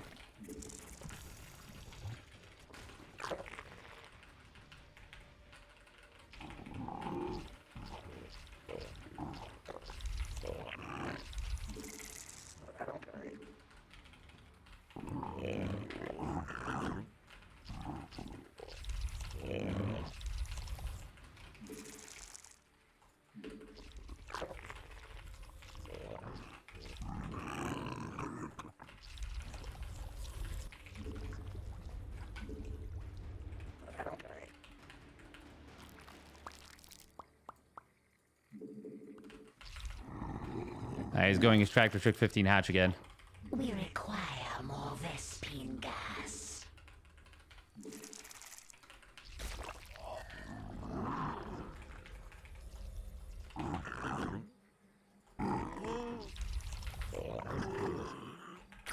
Wait.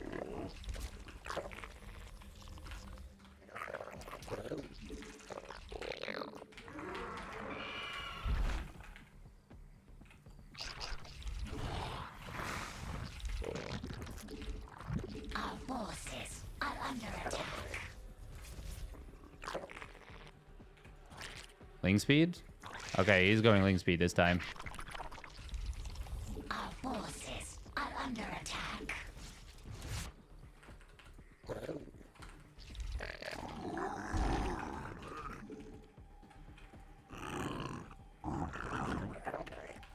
So at least he's gonna play an actual game. Not enough energy. I mean, he's obviously he's a better player than I am, but I really hate going up against lurkers. Like,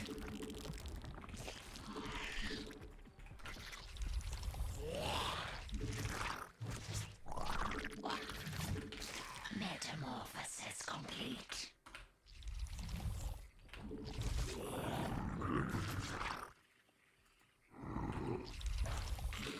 Not enough energy.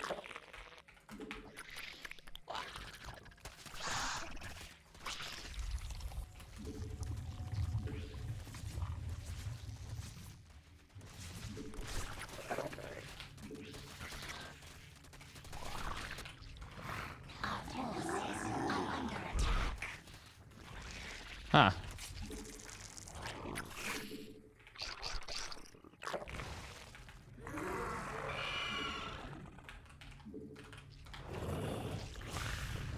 Our forces are under attack.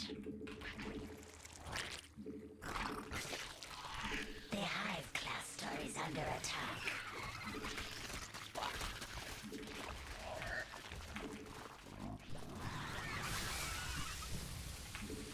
Ah!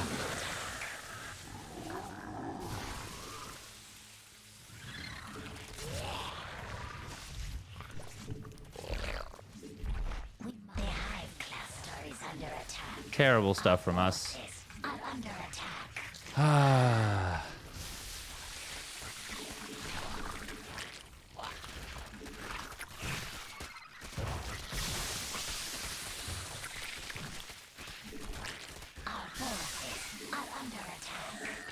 well, we're dead. I mean, maybe not, but I don't want to play this. Siege tanks, lurkers, cannon rushes. No, cannon rushes are definitely... Well...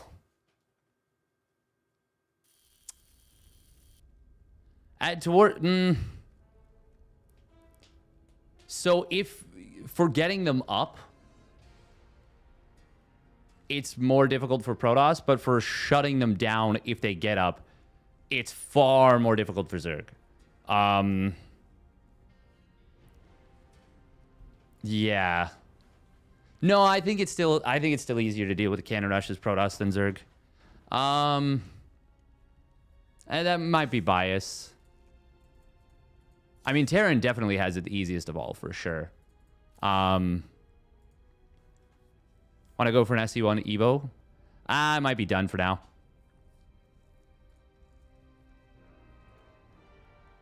But yeah, well... Did people think siege tanks are bullshit? I don't really think siege tanks are bullshit. They're really strong in TVT. What matchup are siege tanks strongest in, actually?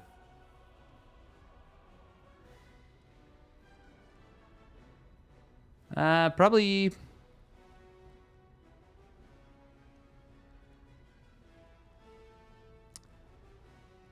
I mean, they're good in every matchup. They're good in every matchup. They're iconic for a reason. Like, they are just sick. Awesome units.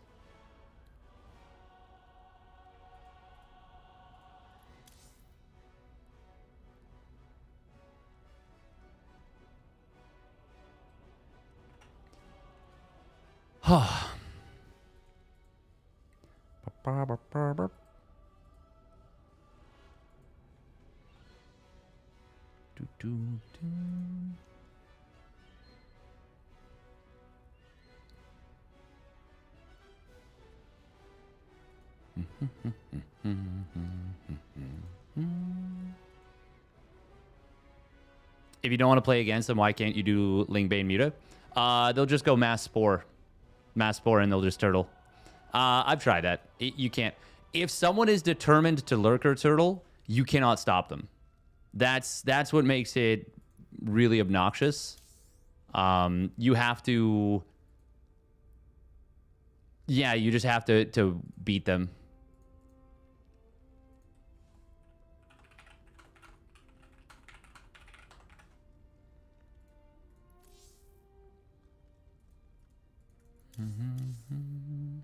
I just wanted to play a game or two.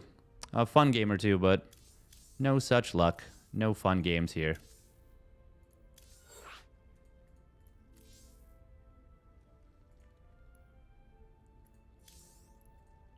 Bum, bum, bum. Bum, bum, bum. Does he read this chat? I do read YouTube chat sometimes. But not all the time.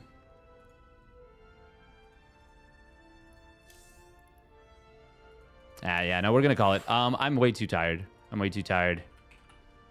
No point in playing when I'm far from alert. I think... Here Marines raided us a couple times recently. I think we'll raid up... oh, I didn't put one Zerg ladder game. I think we'll raid up Here Marine. Big Gabe. Yeah, I'm like way too tired to play effectively.